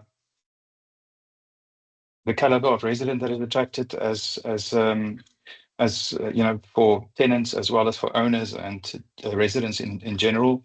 As we know, Parklands is associated with a lot of illegal activity. There's prostitution, there's drug dealing. I'm going to have to ask you to conclude, Dierwald. Yes. And there's a lot of issues in these areas which relate to criminal activity. Also, the spatial areas around. I'm going to have to move on, I'm afraid. Yeah. Carol, okay. Last question. Sure. My question might have been addressed, but my question is really around Happy Valley. You mentioned that this development will take many years. What measures are being put in place to control the growth of that area? Yeah. And is the security adequate, to maintain control of potential new settlements? Okay. So, Margie, those are the last questions. I appreciate you have 1 minute to answer them before the 6 p.m. So please go ahead. Thank you. For those who maybe joined a bit later, we are repeating the presentation at 6 p.m. Because there was a mix-up on the times for the meeting. So you will get a chance to get more information about what is in this draft and how it was prepared and some of the questions that you've had. Okay, so I think starting with the informal trade question, the proposal in the draft is for managed informal less formal trade. So that would be, you know, your kind of people who sell the souvenirs and the things around the Eden on the Bay. The proposal is for managed informal trade and to have a plan for how those kinds of activities can take place. Then I think the next question was on the Coburg nuclear evacuation.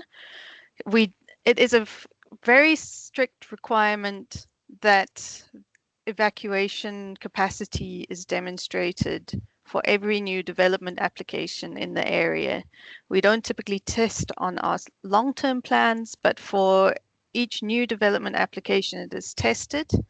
And the model itself is held both by the regulator and the nuclear regulator and by our city's engineers in our city's transport branch. It is a simulation model. It can test different scenarios. It's quite a sophisticated thing. It looks at different traffic conditions, and it simulates what would actually happen in different scenarios to the best that computer modeling can at the moment. And it gets rolled out when we get development applications. And there are a number of applications that we have on hold or that have been refused as a result of this model. So it does get used. It is administered very strictly in terms of the planning bylaw. At the moment, we can say that the 16-hour evacuation limit is being adhered to. So that's that's the other information that's relevant there is the nuclear safety meetings that are open to the public. Okay, well, thank you, everyone. It is now 6:02. I'm going to hand over to, I believe, Mr. Titus, who will be chairing the next well, the presentation again for those of you who have joined us at 6 p.m. And there will be an opportunity for further questions at the end of the presentation. So I thank everyone who did come at 4. I apologize for the mix-up, and we will put that on our follow-up just to have a chat about that, because obviously we need to make sure that these things are as efficient as possible. But I do appreciate the officials coming to the earlier time and making themselves available. Thank them for all their hard work. I thank everybody who did raise questions and comments for being forthright.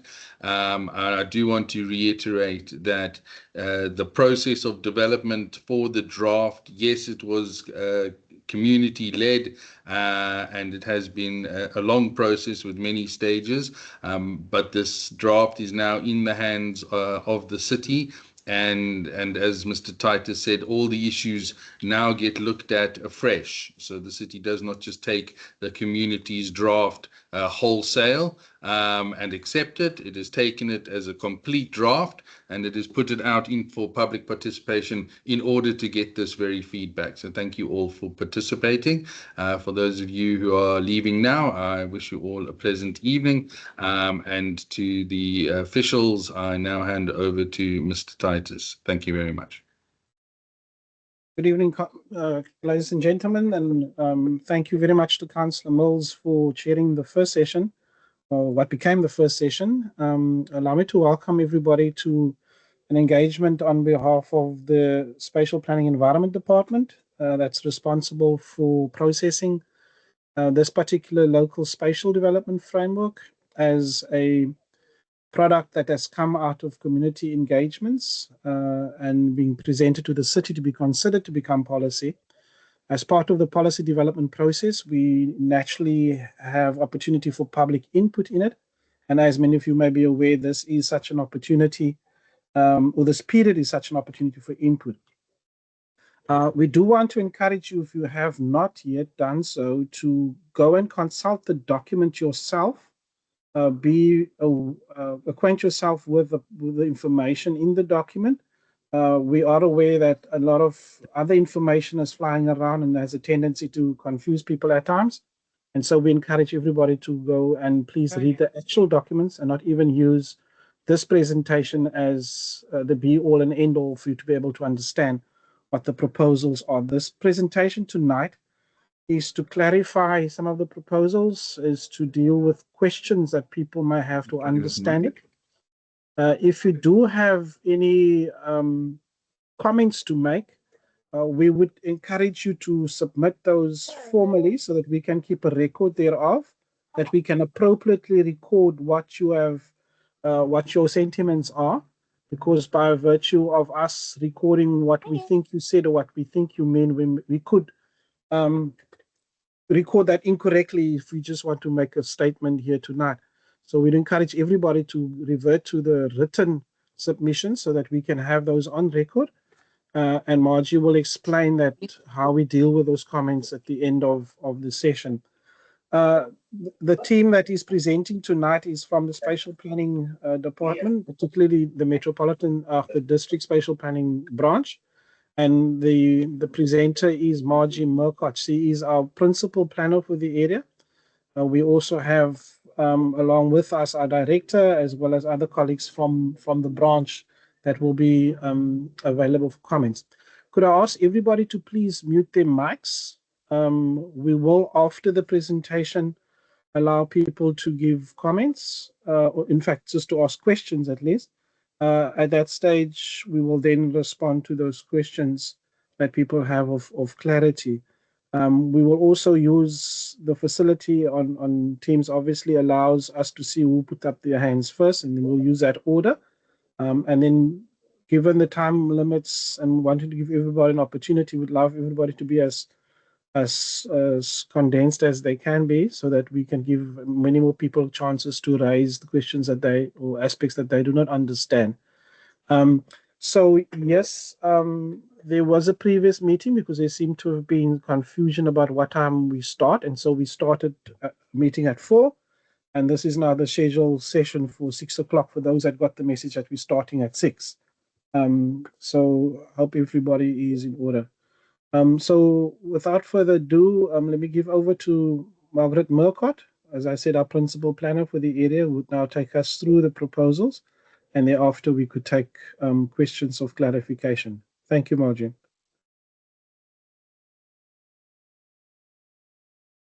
Okay, thank you very much. The meeting hasn't started. Hi.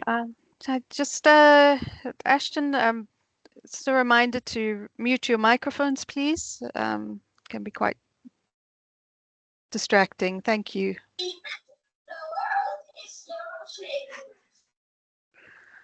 Okay. Thank you everyone for joining and giving your attention to this process. We'd like to first start by outlining the role of spatial planning and why we do spatial planning. So it is about formulating the policy of future development for an area and looking at steps of how to get there. It also needs to respond to current realities, so things like the urban growth needs of the city, people's land needs, the local context, the environment and heritage, housing, infrastructure, law. And we keep a lot of the data on how we measure urban growth on our City Spatial Trends report, which you, if you are interested, can go and see on the website and on the link when we share the presentation. So the purpose of spatial planning is to guide decision-making and assess applications. It's not the same as a development application. So currently, for the site most people are concerned about, Earth 1117, there is no development application. This is a preemptive process that was started by a group of residents in order to prepare for, what could be a suitable solution meeting multiple complex needs and informants for the area. And the spatial framework doesn't place any guarantees on what may or may not be applied for in the future. Spatial planning operates in a hierarchy where the level of detail increases the more you zoom into an area. The lower level policies and plans must be consistent with the higher order policies and plans and be consistent with the laws and policies in the country. And this level of detail goes even further when you get to the earth level. For an earth the size of Earth 1117, there will likely be precinct planning needed, and this takes quite some time. The developer will need to do feasibility studies once there's a developer that's able to develop the site. There is no developer currently. There'd need to be a disposal process, which takes some time and often involves public comment. There's environmental impact assessment processes, which will take a number of years, especially for a site this complex. And then land rezoning and subdivision processes, which also take a number of years. So all of what we're doing here today precedes all of that. And there's a lot of detail that comes into further planning processes as the process goes on. So what an LSDF does is it sets a spatial and land development vision. It provides a vision for stakeholders to work towards and identifies projects. It provides land use guidance, and it provides more detail to broader spatial policies like the Municipal Spatial Development Framework and district plans, and bridges what is happening on the ground. So when you comment, please look at what an LSDF should be doing and judge the document based on the left-hand criteria. There's a lot of things that an LSDF is not meant to do, which is it doesn't actually give land use rights. It doesn't have a budget to implement projects or address urban management issues in the day-to-day running of an area. And it doesn't deal with any of the city's current strategies and policies. It doesn't override them, rather. So to provide some background to how the Big Bay LSDF came about, there were some housing development agency studies back in about 15 years ago now, where a concept framework had identified the potential for subsidy housing on the site. And then a feasibility study was later done in 2017. The site was gazetted as a priority human settlement development area by government. And there was a request to expedite the release of the land, which still hasn't been released. And at this point, looking at the area and what would best fit the City Human Settlements Department said, no, there shouldn't be subsidy housing. Instead, they should look more at mixed market development and high quality development that better fits with the existing area. In the Blaauwberg district plan process, there were over 1,000 comments with Earth 1117, which objected to low-income housing development. The residents then approached the city. A group of concerned residents approached the city's urban planning and design branch, wanting more detailed planning guidance in the area. And the city then suggested that the community-driven planning initiative could be a way forward. At that point, the group formed the Blaauwberg Spatial Association, and they put out a call for open and free membership to the association so that people could be updated and could participate in the planning. So the community-driven planning initiative is guided by a principles and procedures document that the city prepared. It encourages comprehensive, well-managed planning, community representation, and co-creation of planning with the city. And it's a collaborative process. It's a voluntary process, so the residents volunteered and they did fundraising for this process. And it's designed to encourage community involvement in planning. The Big Bay plan is a test example, and the lessons we learn here will apply to any future processes. I'm not going to go into too much detail on this slide, just that it will be available when the presentation is shared.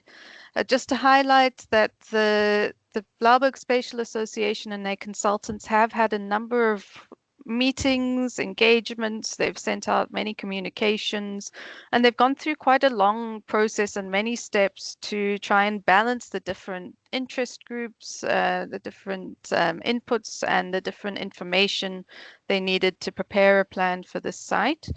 The plan is still in draft, and there will be further inputs considered. That's why we are doing this process currently. So the different role players that have been involved, the Blaauwberg Spatial Association, our department has had a steering and monitoring role in that, and so has the sub-council. And then there are also stakeholders with a very big impact on what happens in the area. That's national and provincial government. And then there's others who have informed and commented on the plan. That includes members of the public, like those of you here today, and the government and city sector departments.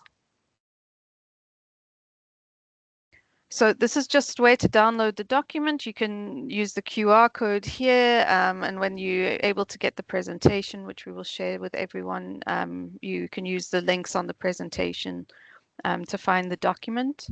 This is just saying the report layout and structure. It contains a list of principles and tools. It gives a look at what was said in a public meeting, one of the early public meetings, and it's contains background information, proposals for the whole area, and then proposals for sub-precincts. These are some of the principles. As an example of the principles, these principles are actually already in approved policy in our city urban design policy. And it looks at, these must be considered when we consider development applications. They focus on leveraging on the benefits of city living and creating more access to opportunities.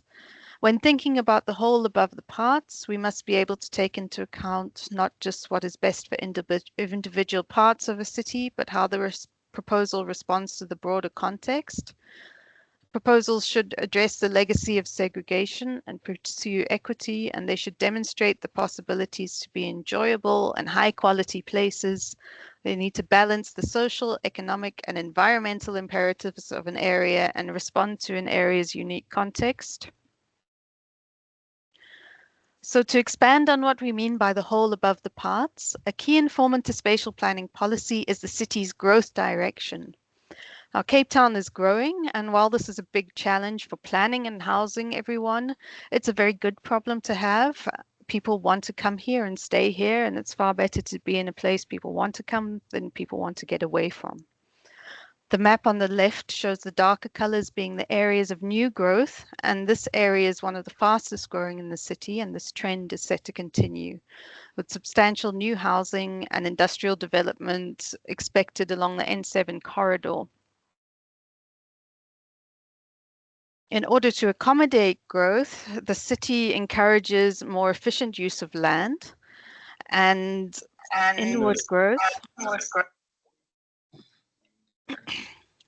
To avoid sterilizing valuable green space and agricultural land. And so we have an urban edge, which helps us to direct growth inward. And then we also look at how this works in smaller areas. So for the draft proposal, they include these diagrams on the left, which show how a more spread out area can accommodate more people and also improve public space. And the diagrams on the right are just showing different ways that 75 units can be situated on a site. We found in our other public participation processes that people prefer this bottom right form as opposed to the top, and that, you know, for our purposes, buildings that are covering a lot of green and open space come with some disadvantages, but all of these different forms of providing housing come with the pros and cons, and yeah, it's something that we can consider when we reflect on the layouts for new proposals. For this document, the proposals on the bottom right were considered. Okay, the urban development looks at density proposals from 25 dwelling units per hectare to 45 dwelling units a hectare, with densities lower close to existing low density areas and higher closer to access points like the R27. The nodes are to function as hearts of community with a mix of activities and contributing to a sense of place. There's smaller village service nodes, and nodes are typically where you would see more intense and diverse urban activity. And that's again because they are more accessible. And already in some of these where you see the red circles, there are activities taking place. Okay, then the draft proposes green corridors. If you would like to understand what we mean by this, there are definitions and guidelines in our district plan document, and there are also green corridors within the parklands and Rivergate areas, they allow for species movement, for seeds, birds, animals to move between conservation areas and around the area. They also allow for non-motorized transport. So the green corridors form part of the natural systems plan for the area. And then there's also 37% of the site to be added to the nature reserve. There's consideration of sustainable drainage and stormwater systems and non-motorized movement networks. There's also consideration of the use of sustainable building technologies, which is encouraged in the proposals. For urban management, there's institutional arrangements proposed, area governance similar to, or an expansion of something like the Big Bay Property Owners Association. Things like city improvement districts could be looked at and investigated. There's also security proposals, including secure estates. And currently, there were some questions on the security that came in earlier. The landowner of Earth 1117 has given permission for local security agencies to prevent any additional occupation of Earth 1117. So between the sub-council and the local security agencies that is being acted on. The urban design policy also gives some guidance for how to create safety, and we look at creating more active streets, more livable streets, and having design features and boundary wall treatments that are better for creating safety. So transport proposals are centered on the My City trunk and feeder routes. They also look at the type of streets where the bigger class of roads need to carry a lot of traffic and where other classes of roads carry less traffic. They look at non-motorized transport. So you can review the proposals in the draft and give your inputs on those. We've included some information on the Koeberg nuclear power plant traffic evacuation modeling because this has been a topic shared significantly on social media, and there's been some misinformation in that.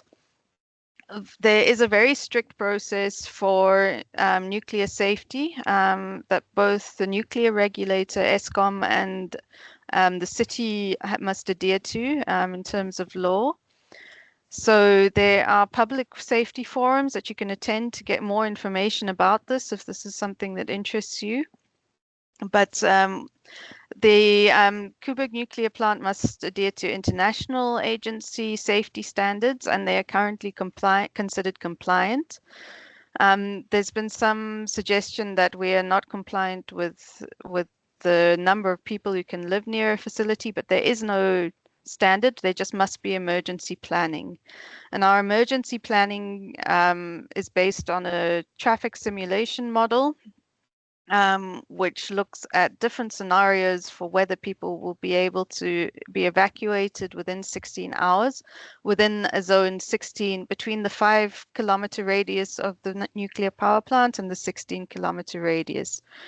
So this diagram is just describing the decision process, in very low level of detail. There are quite a number of other factors that must be considered, but it is something that applies to every development application. However, it does apply at the development application stage, and it's not required for a document, a local spatial development framework document. So again, if you want more information on the safety forum, the QR code there will take you to the website where you can review minutes, and you can also sign up as an interested party in that. Okay, the draft contains a lot of proposals for tourism, particularly around the village area and around the beachfront, and looking at improving various areas and sites, the Highclere Cottage site, the village centre, and the Lifesavers Clubhouse. So detailed infrastructure requirements, again, are only tested when development applications are submitted. For sanitation, some information is provided on where the sanitation will drain to. The Potsdam upgrades are set to be completed by 2027, and they have considered future growth. The water network, there's adequate capacity to accommodate new growth in the area that's been considered. And the stormwater capacity considers also at the detailed level at the development application stage, but on-site attenuation is encouraged, and a green infrastructure approach is encouraged in the document. And off-grid energy is encouraged, and low energy requirements in the building types. So going into the precinct guidance, the red lines outline the different precinct areas. So there's the northern corridor. I won't read the whole slide, but there is the proposals look at mainly maintaining the style and character of the existing areas.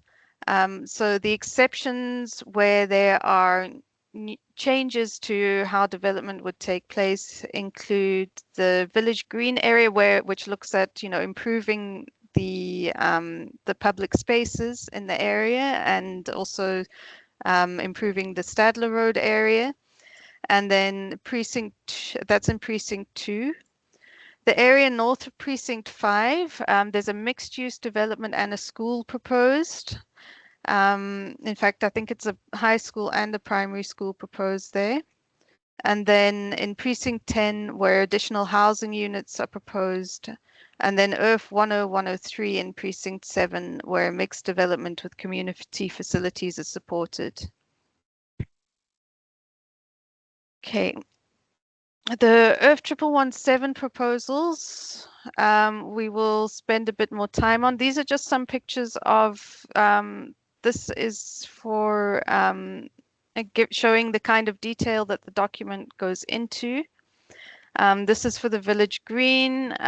This is for Stadler Road. Some artist images that were prepared by the consultants who drafted the document.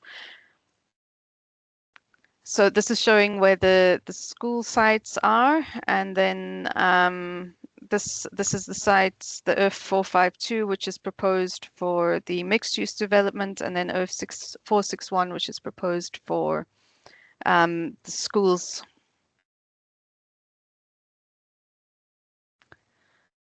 So the draft framework proposals for IRF 1117 you can find from pages 165 to 210. They have looked at the following: the growth pressures in Cape Town, the different stakeholder perspectives and legal mandates, the need to conserve and manage sufficient quantities of biodiversity on site, the health, safety and resilience of both future and existing communities, the property values and housing markets, road types, and the balance of mobility and access, and the types of density and developments. So there's a lot of detail there in the document that you can look at and comment on.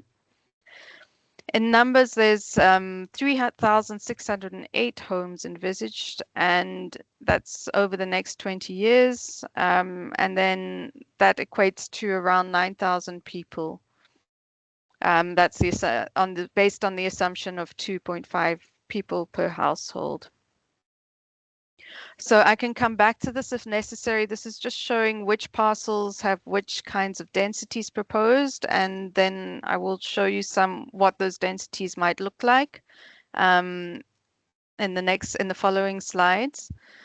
So the lighter yellow areas and area 1 and area 11 are showing the more single low-rise densities of 15 dwelling units a hectare. That's similar to a lot of areas in the estates and around the beachfront.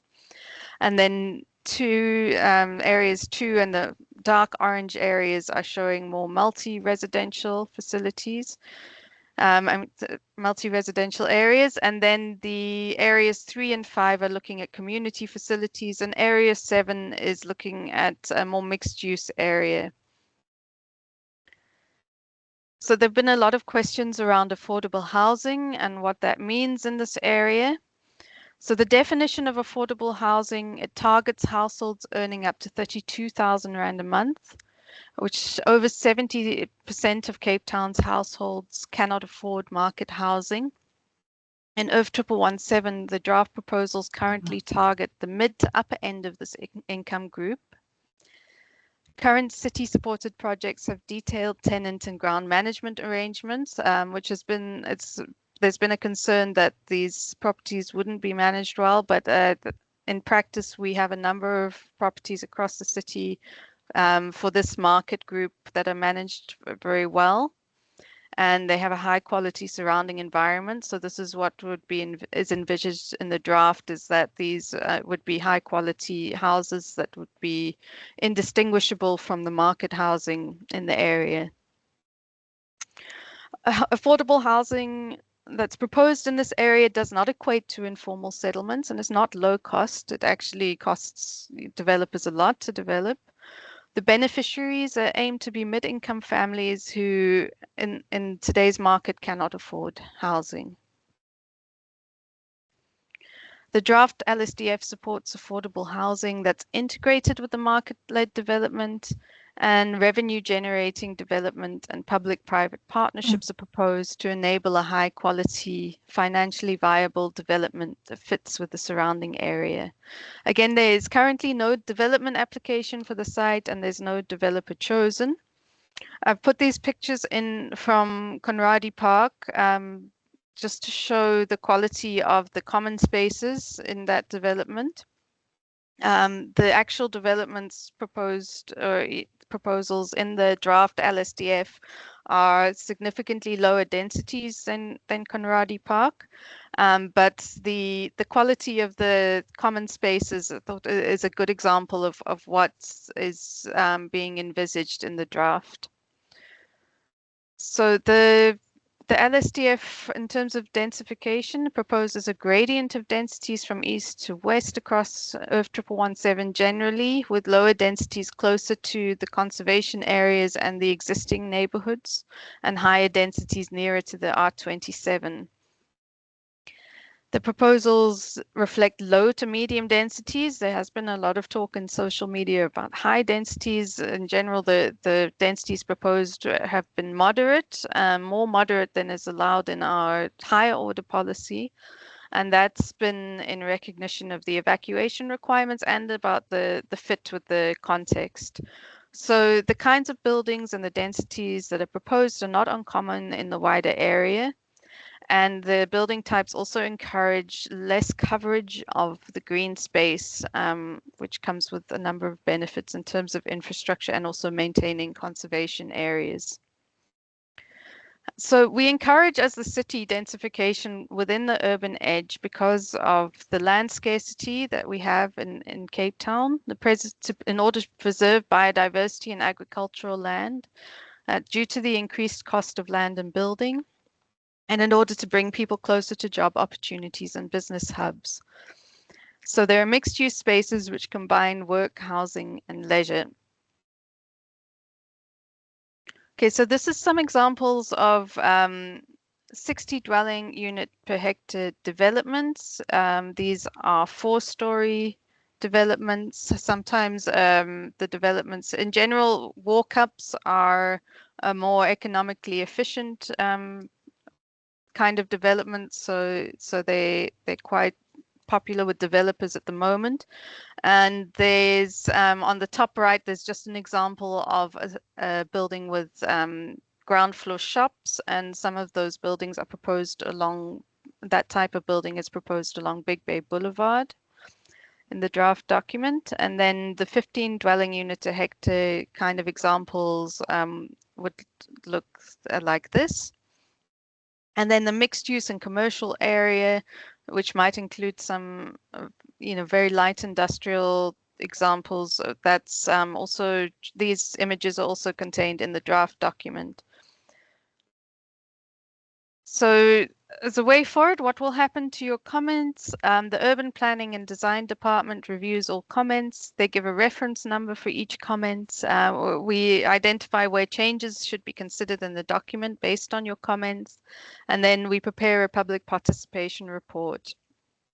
So the comments stay anonymous, so you can give your details, your detailed comment. We don't share your details or your contact details in the public reports, but you can find your comments using your personal reference number when the report is published.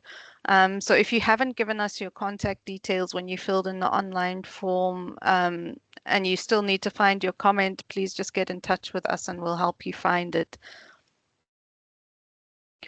So for the next steps, the comment period closes on 11th December, so please get your comments to us by then. Please comment again, as Nigel said, on the document.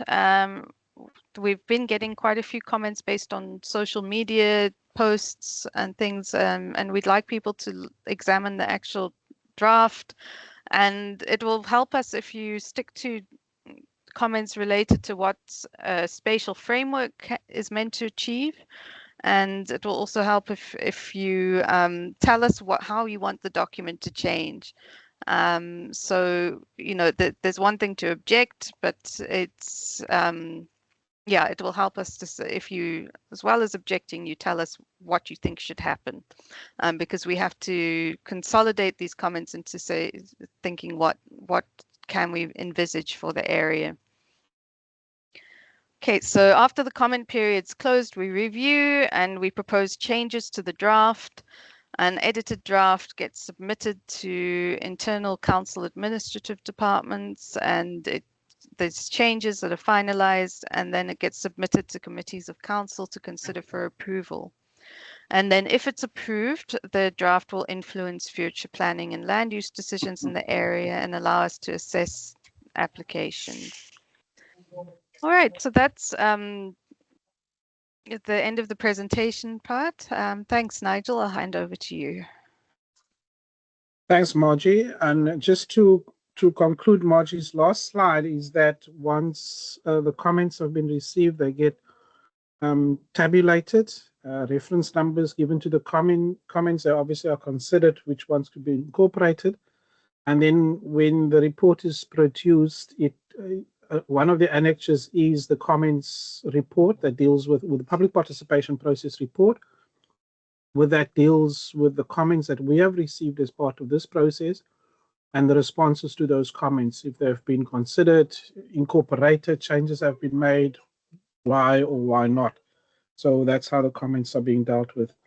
So that you will then be able to, as Margie says, if you've got your reference number, you can actually track your comment, or we can assist you if you're not able to search and find them.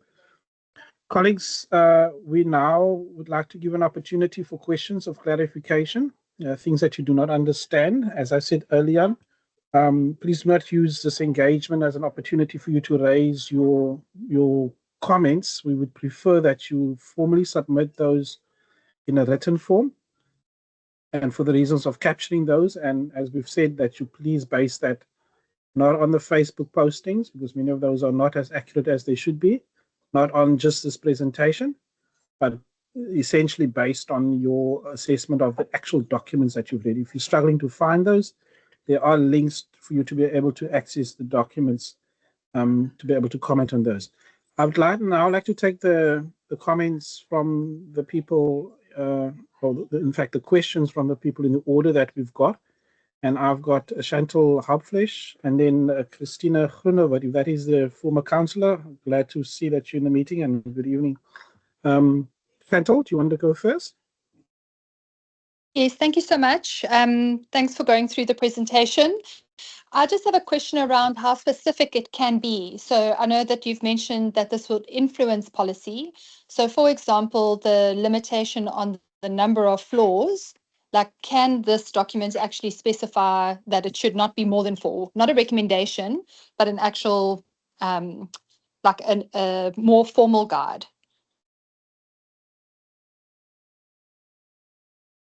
Okay, let's take Councillor or Ms. Christina Groenewald as well, and then we're going to respond on the comments. Thank you very much. Thank you for the presentation. If you're going to have 9,000 people, is one high school and one primary school sufficient? Should we not prepare for 2 high schools and 2 primary schools? And then you said 2.5 people per residence. Did I understand correct? Is that right? 2.5 people per unit. I mean, that just can't be. Families have 2 children, if not more. Thank you. Thank you, Councillor. Sorry, Councillor. Margie, do you want to respond to those 2 questions as a start? Thanks. Yeah. So the maybe I'll start from the other side. The schools proposed, I think that is a good comment, and our community service department has given input to the document. So it's not only schools in the study area that would be the catchment for those 9,000 people. It would be also schools to the east of the R27 and then to the south. So there's consideration of that. And then as far as how much the document can guide further development, there are all those other processes that need to take place, which will also help to guide and condition future development. Things like the environmental authorizations, which will be very influential. So while this will help us with the assessment of policy, it's difficult to say now how definitive that can be. But Nigel, perhaps you want to expand on that question. Yes, thanks. We prefer not to be as detailed as that, as specific to the floor areas. We've opted to use the principle of the density rather, mainly because the floor area detail, like 3 floors or 4 floors, goes into the realm of the development management scheme, and we do not want to overlap that scheme that deals with the actual rights on properties. So our approach has always been in the spatial frameworks to rather go to the level of density than specific heights. We generally think of the heights when we look at the densities. So it's an indirect way of managing, but it's not exact in that regard. What we also need to point out is that the minute you come to like a 5th floor or 6th floor, that's when it's not viable. That's when the viability of a building is normally affected, because up to 4 stories, you could easily just do a walk up. You don't have to do a lift. And if you go higher, then you have to put a lift in, and then it becomes like the lifts is over $1 million each. And so it becomes significantly more expensive. So that's generally a cutoff at about 4. If you also think of single residential dwellings, which is most of the area at the moment, they are able to go up to 3 stories at the moment with their current rights. So yeah, sort of a 4-story density is what we've been aiming for, but we cannot fix that specifically we prefer not to fix that specifically in the spatial framework as a more general guidance. Could we take more questions? Next in answer, Ms. Groenewald, I think you're done. Can we deal with Lisa? Your hand is up next, and then Deborah. Can I also ask if people have raised your issue? We're not trying to find how many people are saying what. We're just trying to get to the breadth of the sort of concerns that needs to be addressed. Of people might not repeating things that have already been said. We appreciate it. Thanks. Then before I go ahead, I just need to understand the things that have been said in the chat. I don't know if you're referring to that, but my biggest thing, and I'm not getting clarity either on this online meeting or at the face-to-face, is that the provision of services that is required to actually bring this higher density area into fruition, whether it be from a traffic perspective, a security perspective, a facilities perspective like water, electricity, etc., sewage, there's nothing here to say that these need to be in place prior to the density increase. And that is a very big concern for me, because if we do not have increased security, if we do not have increased municipal services, that is when the value and the area itself goes down, and we end up with potentially a very, how can I say, desperate area of accommodation where people live. And that is basically will then impact the entire Blaauwberg area negatively. So that has never been addressed. And we have these wonderful plans with minimums and no maximums, which means at the end of the day, once it's in place, there is no restriction. So we've agreed to the minimums. We don't know what the maximums are. And I could end up with, what are you saying, 3 people per home, only 3,000 units. I could end up with 10,000 units at 5 people per home. And there is just no control. And that is one of my biggest concerns. Once you start, we don't know where it's going to end.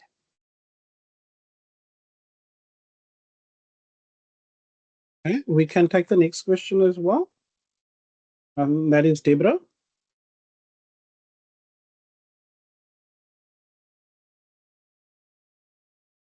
Deborah, we can't hear you yet.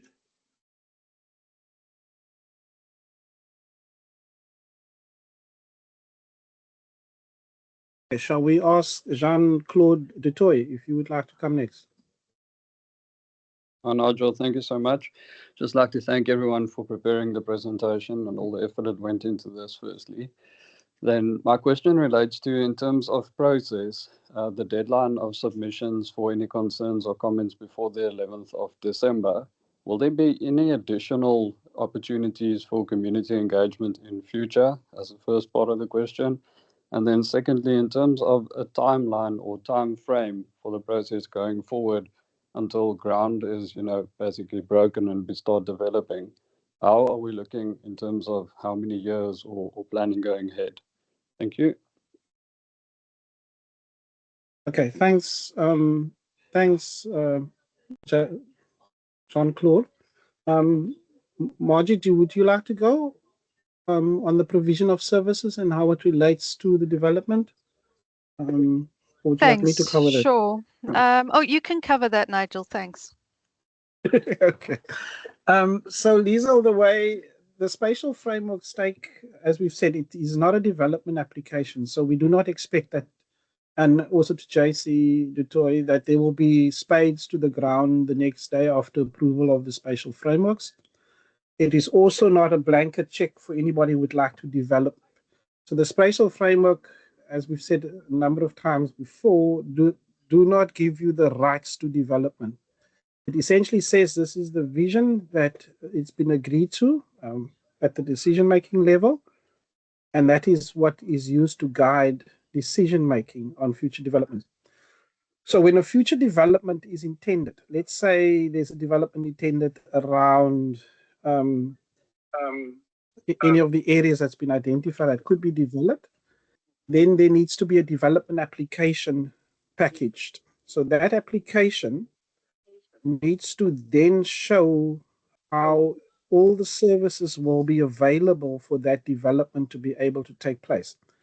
And if you look at section 99 of the Development Management Scheme or the Municipal Planning Bylaw, that gives you the things that needs to be considered when a decision is taken on a development application. One of those is that services needs to be available or possible at the time of the development. So at that stage, the service departments will again look at the development application, and they would then consider whether there's adequate services available, and they give their inputs for that. So it is not a carte blanche for developers that they can develop. It's also not a requirement for all the services to be ready at the time we approve the vision. However, at the time when the development is approved, and obviously, naturally, then when it's implemented, those services need to be both confirmed and available, respectively. So that's how that deals with it. And so the density increase proposals of the spatial framework, for instance, is again the vision part. And when the actual applications for development comes in, then that is assessed. And so in terms of that, Jean-Claude, we do not have a development proposal as yet. So there's no anticipated groundbreaking or development starting date. There's no developer. Yeah, the big one is not that great. Try the smaller one. Somebody needs to mute their mics, please.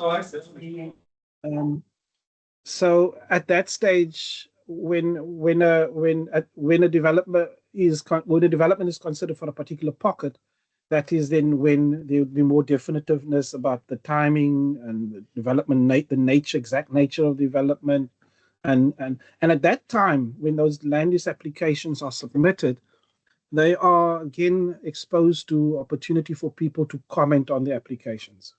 So you can then comment on the height is not appropriate, it doesn't fit in, or it's overlooking, or you can comment on where the development pockets are located and how the development interacts with things. So that will be dealt with at that stage.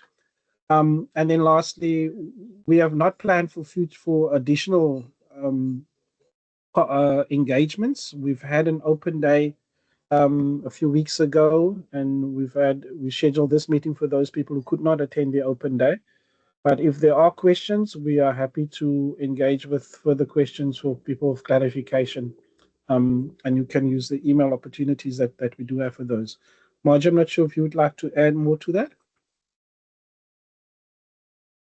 Thanks. Maybe just a bit of insight on the timing. I put up this slide again.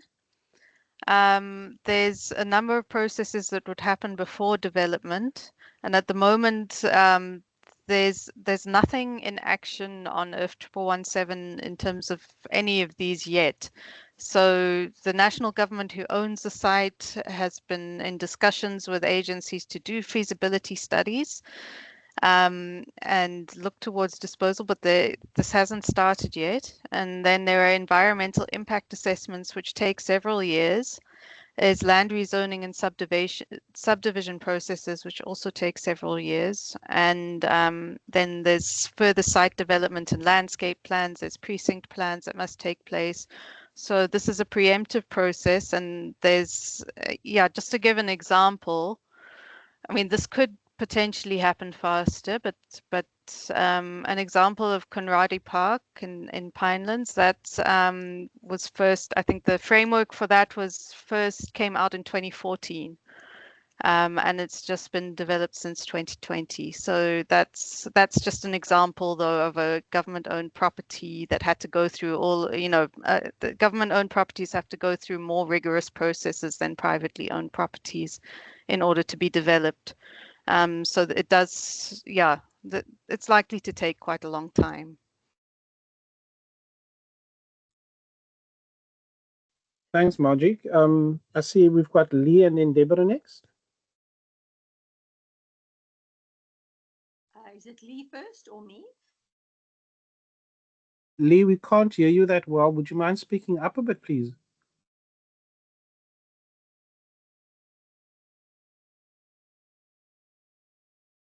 Lee, can you, Lee, would you mind to type, and then we can maybe see what your message is or your question is. Deborah, would you like to go next?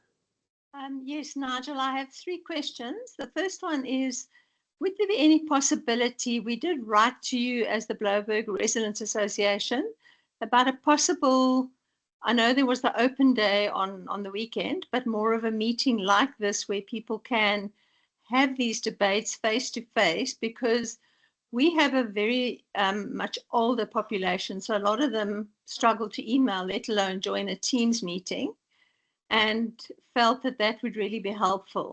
I'm not sure if you got the email that was sent to you, but is that a possibility before the 12th of December that we could arrange a meeting maybe in the Blaauwberg Hall, so that some of the elderly residents, of which there are over 60% of our area is elderly, that we could assist them in coming and understanding it better?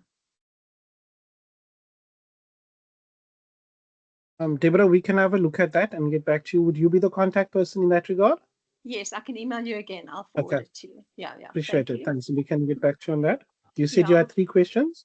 Yeah, my second question I just thought wasn't answered earlier is why is there no group housing? If the intention was to make this as compatible with what exists already, why is there not even one site indicated for group housing? And we also didn't get a clear reply on why is there so little single residential? That's my second question. And then my third one, around the biodiversity debate, we've got all these green corridors, which we talk to, we kind of looking after diversity. But the reality is I'm also a property owner in Sunnydale. And the reality is if these green belts with walkways and running paths and cycle paths aren't properly policed, they are no longer usable in this country, because we all know the problem with the squatters and not being able to remove them due to, I think it's the C40 policy. So now we got these areas that aren't gated, despite a lot of the original comments being, we're going to have to secure these areas if you want them to be safe for children to walk or people to ride. Even between here and Sunset Beach, it's no longer safe. So how on earth will we manage all these greenways when in Sunnydale it's become their biggest nightmare? I'm trying to understand that.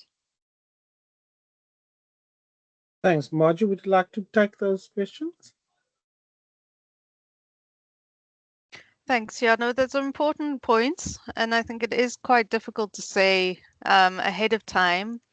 Perhaps that's something we need to learn from what's happened in Sunningdale and to unpack that more. I don't know if our ward councillors are still on the call, but anyone who has local insight onto which of those areas work better, which are not working well, and how to improve the management going forward.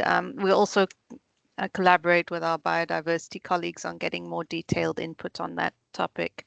On the group housing, there is actually group housing proposed. And the proposal currently, the draft proposal is for areas to be secure, the housing areas to be secured. So that has been considered in the document. Can you just point me to the page, because I've spent a very long time. So it's on the safety and security map. You can see proposed gated estates is the yellow blocks. So it's pretty much all the housing developments, and then the densities that would align with, I think, the kind of group housing you're thinking of are on parcel 9. Parcel 9. So that's kind of more the group housing. But that's zone currently on your proposal as Yeah.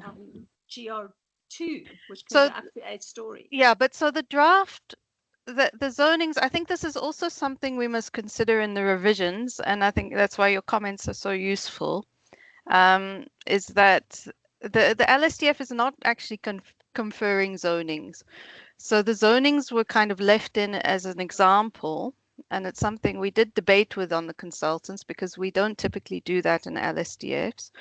And I think what we would rather have is the densities. And so the densities, and what we would use to guide decision making in any case is the densities. So that 35 dwelling units a hectare would be that kind of group housing. Yeah.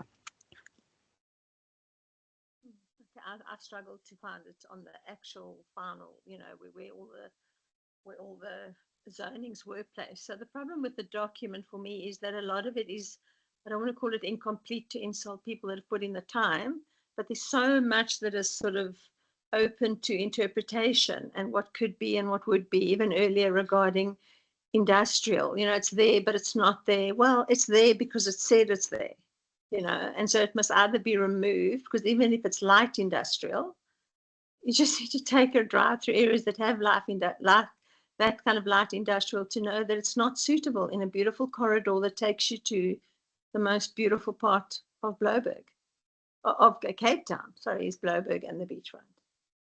So those are just my concerns, is there's just so much that can be interpreted two ways, but when this actually happens, who's going to stand accountable when we say, but we were assured? Because that's what happens, doesn't it? And the other thing, lastly, is can we not, I remember when we built a school, like there were definite sites allocated for certain things.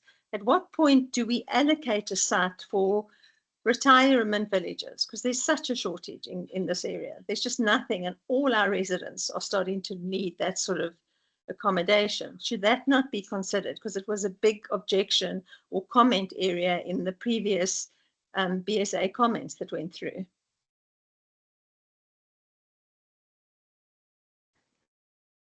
Thanks. If I can go ahead, Nigel, just quickly respond. Yes, please do, Morgan. So the retirement villages are considered, but again, I think it's a very fair comment that the final version of this needs to reduce the ambiguities that are present. That's part of, you know, putting out a draft. These things, yeah, having these ambiguous statements and areas picked up is very helpful. And so, yeah, we will give that our attention, looking at the revisions. Okay, thanks so much. We need to also ask when you do comment community members, just objecting to something does show that what people do not want. It would be useful also to say, give suggestions of what they would like to see. If there is an ambiguity, which ones or what they would prefer, that would also help us in getting a sense of what is the direction it could take. So thank you.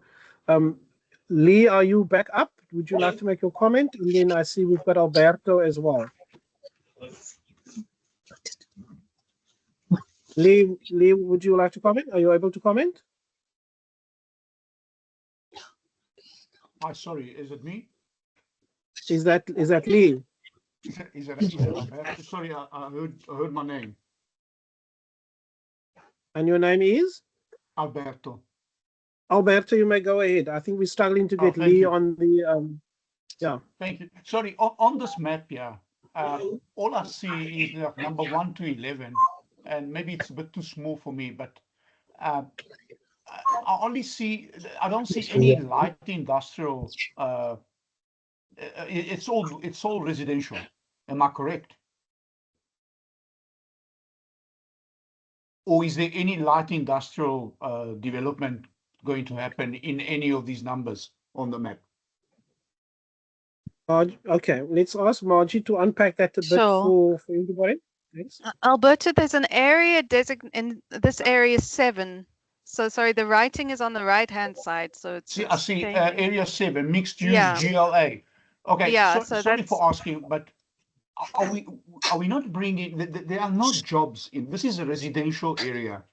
Blaauwbergstrand, the Sunningdale, Tableview, Blaauwberg Rand, Big Bay. It's all residential areas. There are not jobs here. There's a mall.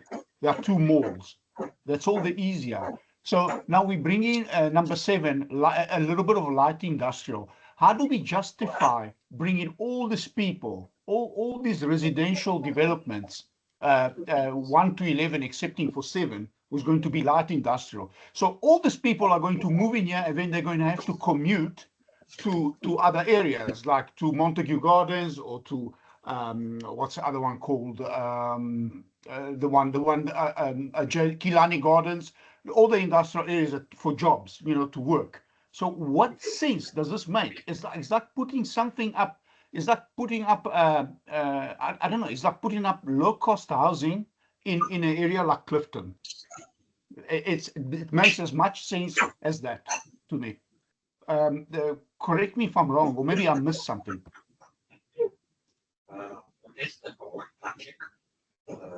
Thanks, Alberto.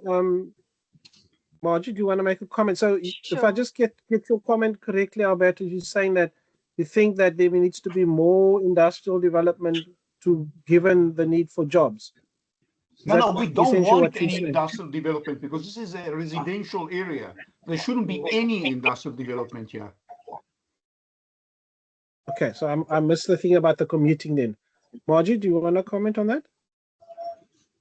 Thanks. So there is a large industrial area that is being developed in Frankendale.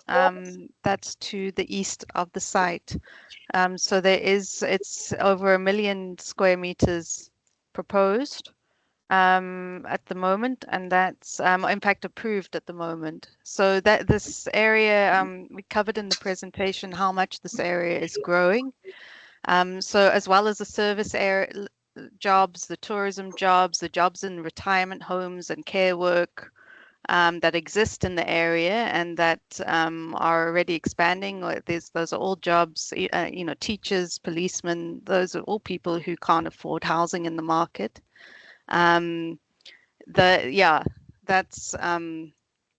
That's where the jobs are currently, and then there's also those new industrial jobs coming in the future.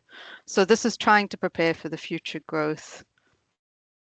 So first we're going to bring in 1 million people, and then we're going to build jobs around them, not the other way around. First we bring the people here, and then we're gonna start building job opportunities for them. There are already significant numbers of employed people in the area who cannot afford housing, and the jobs are coming likely before the housing in this area. Doesn't make sense. It makes zero sense to me. I don't know if maybe it's just me who are smoking my socks, but this entire thing makes absolutely no sense. Blaauwberg is known worldwide. It's a holiday destination. People from all over the world know Blaauwberg, Table Mountain. The beautiful view, the everything about it, the wild sort of nature and unspoiled nature. Now we want to bring low-cost housing and build up industrial facilities. It makes no sense. Okay. Anyway, can I suggest, Alberto, you need to maybe have a look at the actual proposal, because when we hear industrial, it could be a range of things that people have in their minds. And the proposal speaks of light or service industrial, which could in most cases is more linked to sort of your make and sell kind of activities. Nothing to do with factories, huge factories or large scale industrial. So I'm going to suggest you have a look at the actual proposals and the description thereof. And and then comment on that to see how that relates. Your comments was a bit unclear for us, but I'm hoping that you can make your comment when you do your actual comment, because at one stage it sounded like you're saying that there should be jobs before the people come. And then it sounded like you were saying that there shouldn't be the jobs here and it should just be residential. So for me, it was confusing, but I'm hoping that you would definitely submit your comments in writing so that we can be clear about what your inputs are in that regard. Can I move on to other people who would like to also make their comments? I don't see any more hands. We've covered Alberto, we've covered Deborah. Are there any other comments, colleagues? Lee, are you able to speak now?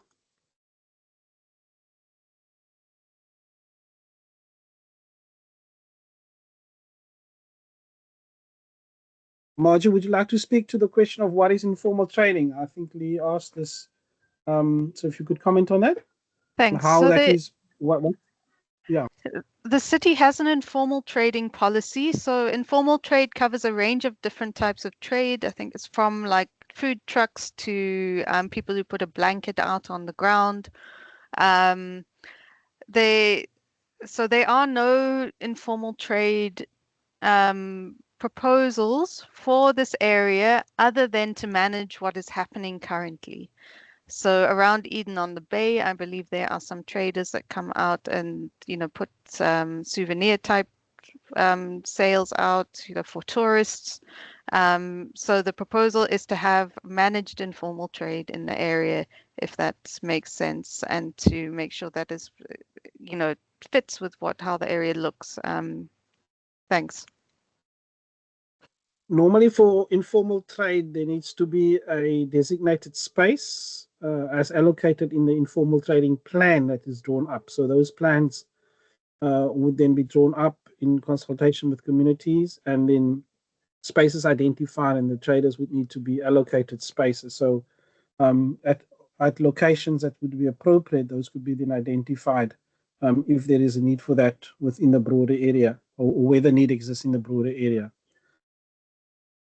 And again, colleagues, that is a process of an application again, and that would have to go through public participation once again. Now, Alberto, your hand is still up, and Lee, your hand is still up, and Deborah, your hand is still up. Are those fresh requests for clarification, or are those legacy hands that should have been dropped?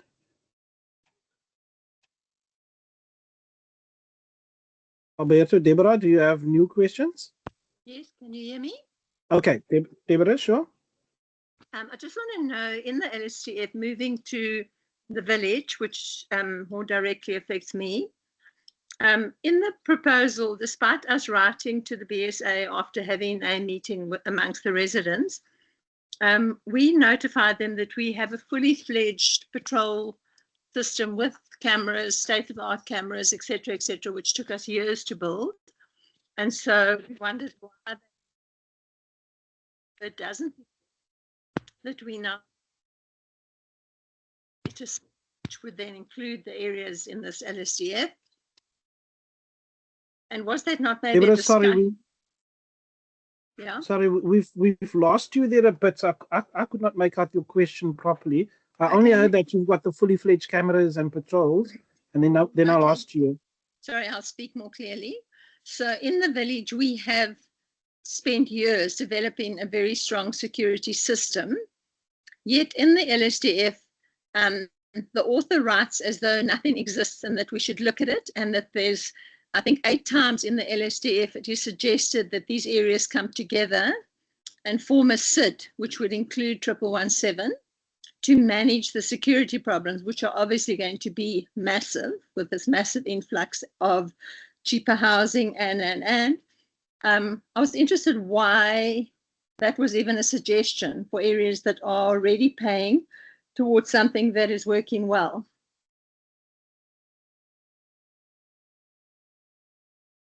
Margie, do you have a response on that one?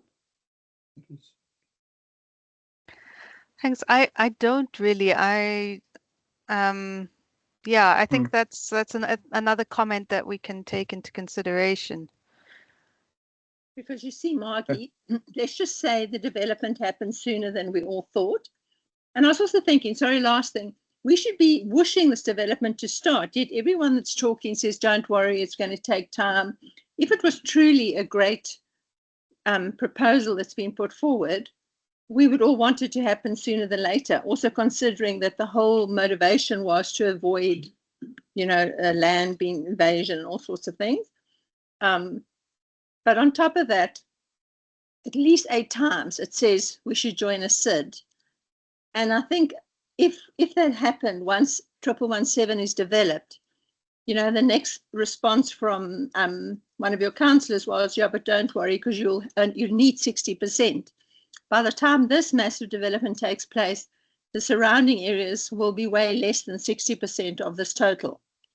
So that's a concern. And then it's another levy on top of the new so-called budget of hope levy. So people are just drowning in it. They're feeling like, what else? Thanks for that, Deborah. So the comment about the city is obviously to try and improve situations of getting the community to come together if they see that there's more that they would like to achieve within the areas. It does have an additional levy implication. And as you say, we do it now, it's maybe better than doing it later, or maybe easier. Or if there's already a management structure, a security process, or security network and set up in an area, then maybe the SID is not appropriate anymore, or you've got a different arrangement. So that's more of a management response to possible safety issues that people may have, and a suggestion in that regard. So that is, so people could take it up or not, depending on how I'd like to respond to those. I see there's a last hand. I see there's Anthony would like to make a question as well.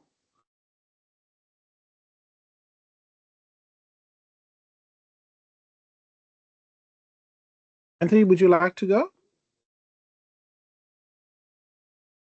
Sorry, a quick comment in relation to Debbie's comment about a SID.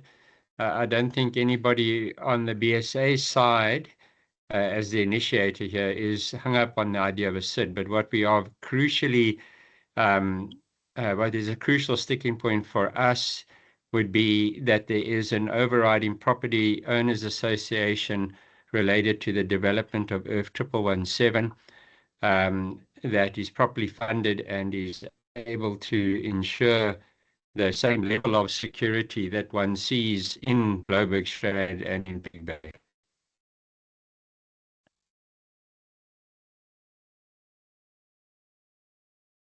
Thanks, Anthony. I don't see any more hands, so can I conclude that we've covered all the questions, that there are no more questions that people have?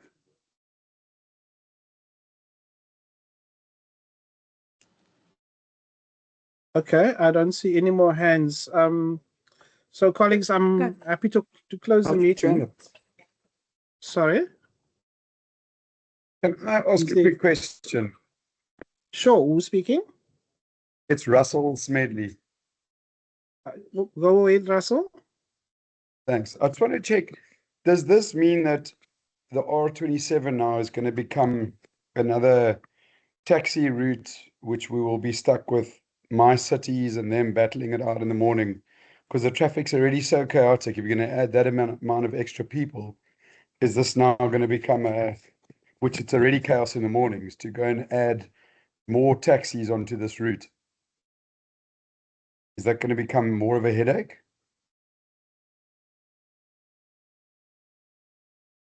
Margie would like to cover that in terms of the traffic proposals, transport proposals. Thanks. So the transport proposals do address creating additional capacity on the roads. However, the primary proposal generally in Cape Town's integrated transport planning is to transition to mass transit and public transport as a solution to congestion. Okay, because obviously with Kalani Gardens, the way that it looks, with how all of the My City stations have been burnt down and looted, etc., etc., if it's going to become a war between the My City and the taxis, that's not something that we need. Agreed. Thanks. I see we've got a hands up from David Palmer as well. It's Clive Palmer, but I'm Diane.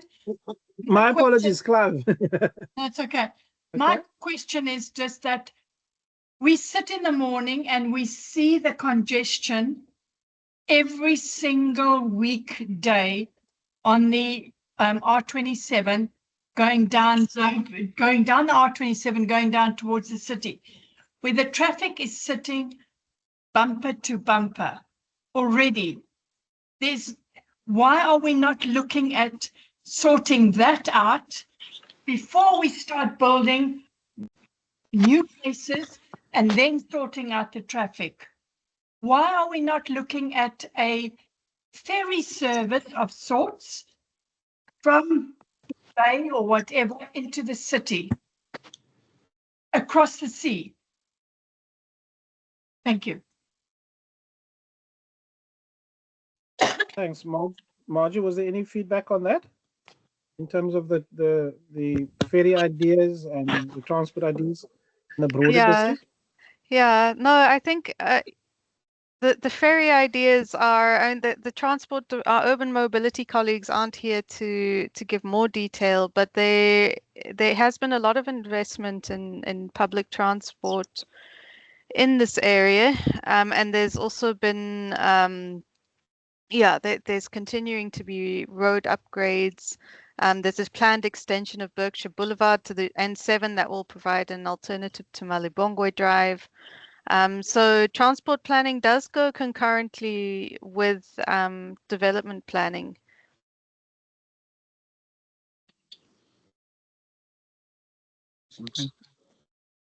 Thanks, Margie. We covered, Ms. Palmer? Okay, I hear what was said. I don't believe a word of it. Because you don't, I used to travel from Tableview to Durbanville to work. So I know what the road is like, and that was pre-COVID. And we were jam-packed. I used to have to go all the way up to Melkbos and across onto the N7, down the N7 to go to Melkbos because of the traffic congestion. It has got no better. Nothing has been done. So don't come with fancy stories about things are being looked at and things are being done. Nothing has been done. Don't talk about the boulevard coming onto the N7 or onto the R27. These things are just not happening right now. It is bumper to bumper traffic in the morning, going to the city. It is bumper to bumper traffic coming out of the city, coming up this part of the world every single day during the week. So sort that out, get priorities right, and then think about bringing more people into the area. Thank you. Thank you for your comment. What Margie is saying is that the actual solution to the city's transport problems is not more roads, would be if we make the shift from private drivers in our individual cars to a more public-centered transport approach that can take much more people compared to the amount of cars. For instance, if you were to compare the space a bus would take on a road compared to how many cars for the same amount of people, then the city's objective is to try and encourage everybody to rather go for public transport. Now, we know we're not at the stage where it is an efficient structural system and that there a lot more investment is needed to make it. But if we just think about our own situations, if each of us have children and the children grow up and have their own cars and maybe they stay with us, then we're already adding to the transport challenge that there is. And so a complete different approach would be to look at emphasizing and encouraging public transport to be able to get more people to where we need to be. The other approach that if you would look at the more district plan and the metropolitan plan is this notion of changing the nature of the areas in which we stay so that we don't have to get in our cars and move all the way from Blaauwberg to Kraaifontein or Durbanville, even to town. And if you are able to accommodate, and obviously this needs to be done sensitively and appropriate kind of job creation within our areas, and actually reduce the need for getting into cars or even public transport. And so the city's spatial policy approach is to think of more mixed-use development. And again, I say that with an understanding that we need to think of the sensitivities around it and which kind of mixed uses can work. But if you encourage that more, then you don't have to get in a car. Can I give an example of, in my situation, where I stay, I could walk to police station, I could walk to shops, I could walk to the train station, taxi, bus stations, I could walk to the hospitals, to everything. So when I'm at home, I hardly need to get into a car to get to anything. And that's the nature of the city we'd like to create, where we don't have to get into our public transport and we don't have to create that congestion and time and costs associated with that. We are not there. And that is an intent, that is an objective that we're trying to achieve as a city. If you look at where we're going overall with our spatial policy.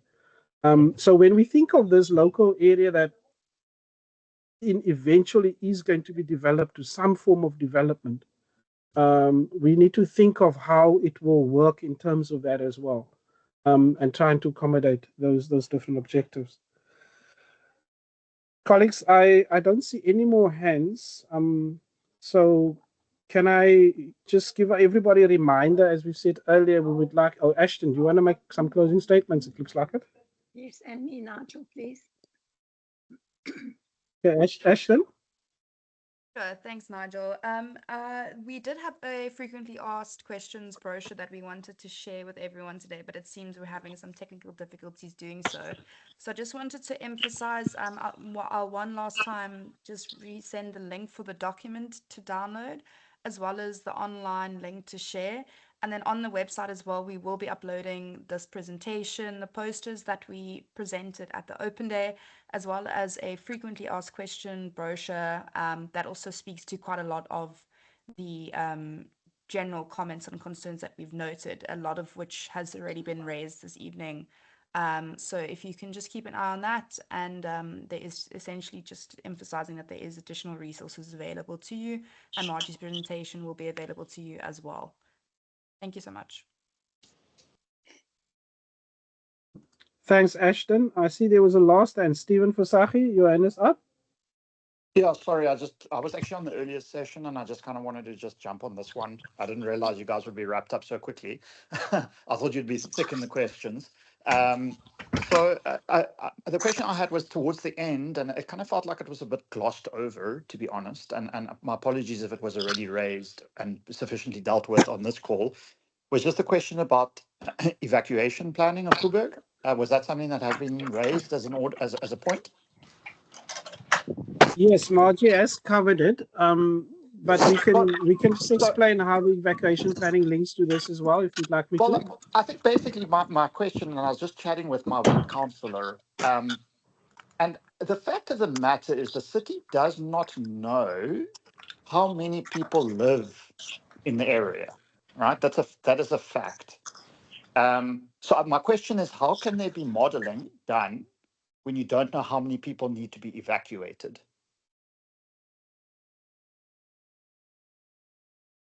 So we can get the modeling people to confirm that for you. We don't do the modeling in our department, but what we can say is that the modeling is based on the census information that we have.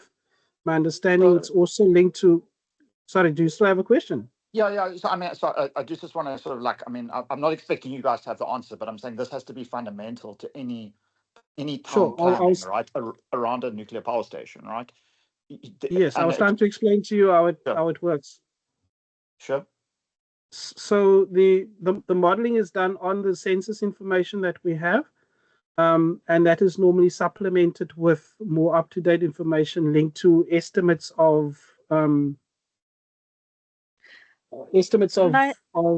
population. Given, sorry, Margie, do you want to come in? Yeah, Sorry, no, just if I can come in, because I did sit in some of the meetings when they were developing the model. They use building counts, employee counts.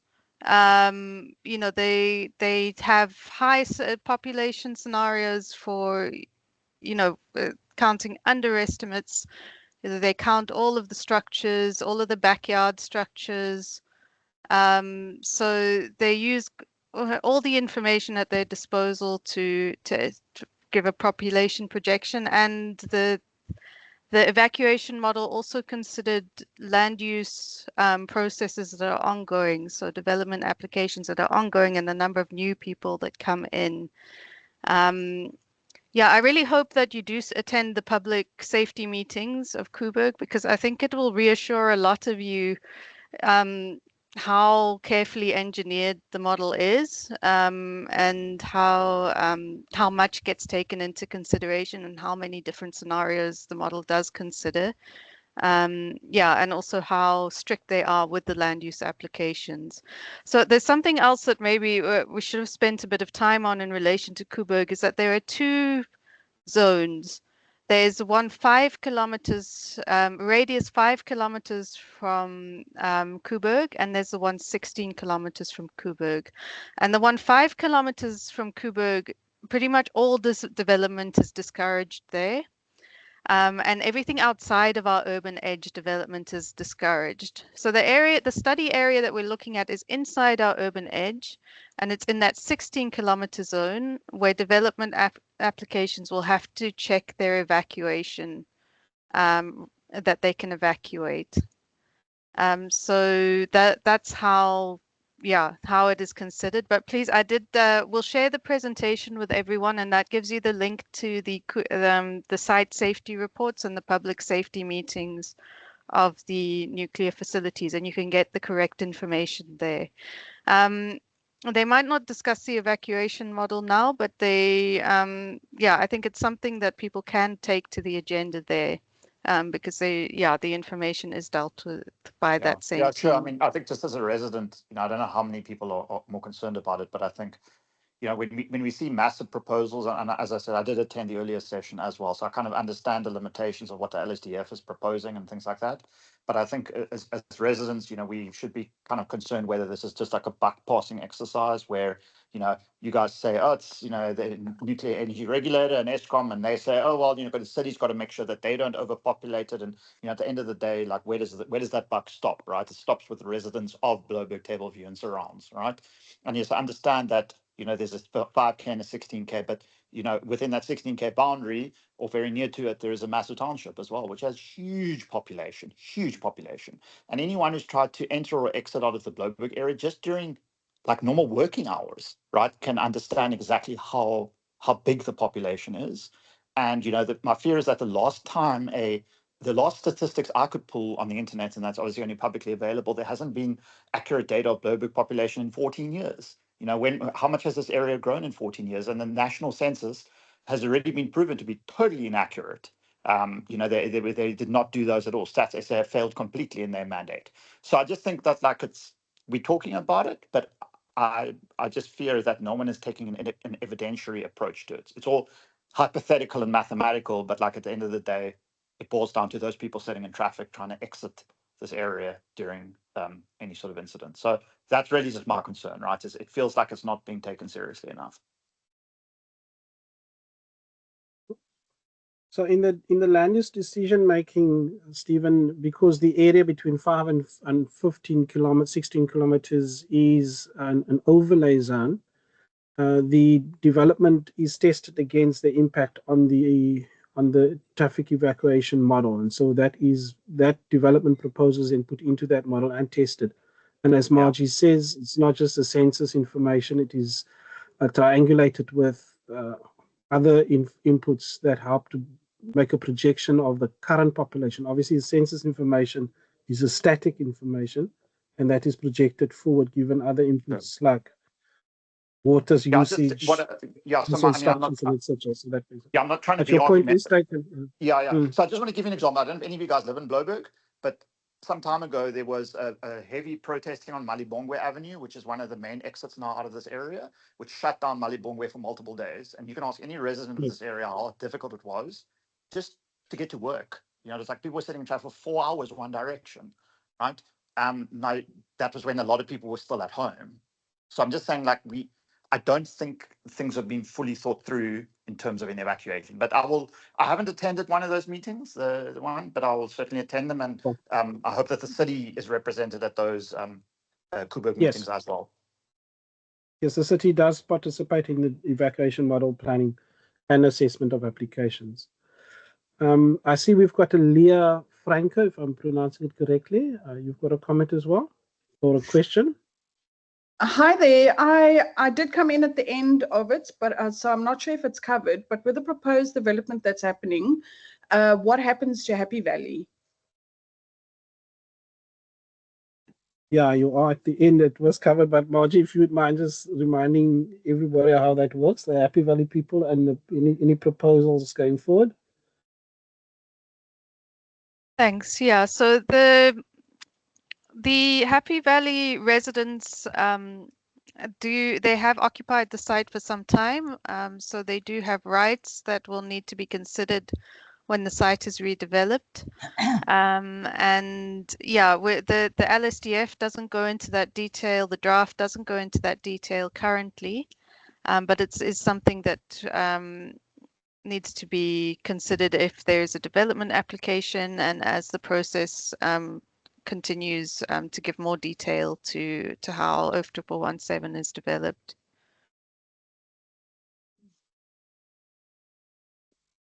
Thanks, Margie. Ms. Palmer, I see you've got is your hand still up? Is that Yep, I'm still here. I just want to agree 100% with what Stephen said. I think the people that are making these proposals need to come and live up here in this part of the world for a month or 2 months and travel into the city on a daily basis to understand what they are dealing with, because they don't understand. Thank you. Thank you for your comments. Ashton, I thought you were going to comment. Ashton, do you have a comment?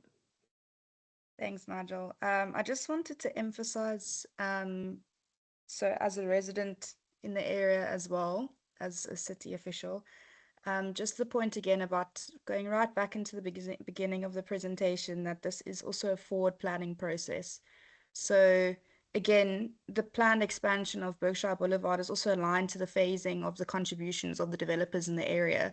And once that extension also gets concluded, it will be providing an additional access point to the N7 as well, which speaks to this point about the issues surrounding the Noon and Malebongwe. So as you can imagine, this expansion may take some time, but it is happening slowly at phases. It's already moving towards the phasing is now past Wood Drive, and it's going towards Coburg Road as well. And again, this is a forward planning exercise that looks at not just right now, but also future development too, and it's aiming to guide decision makers on that. So there is, infrastructure does take time, and I just wanted to emphasize that point as well. And with the development, it currently goes with the TEM modeling as well.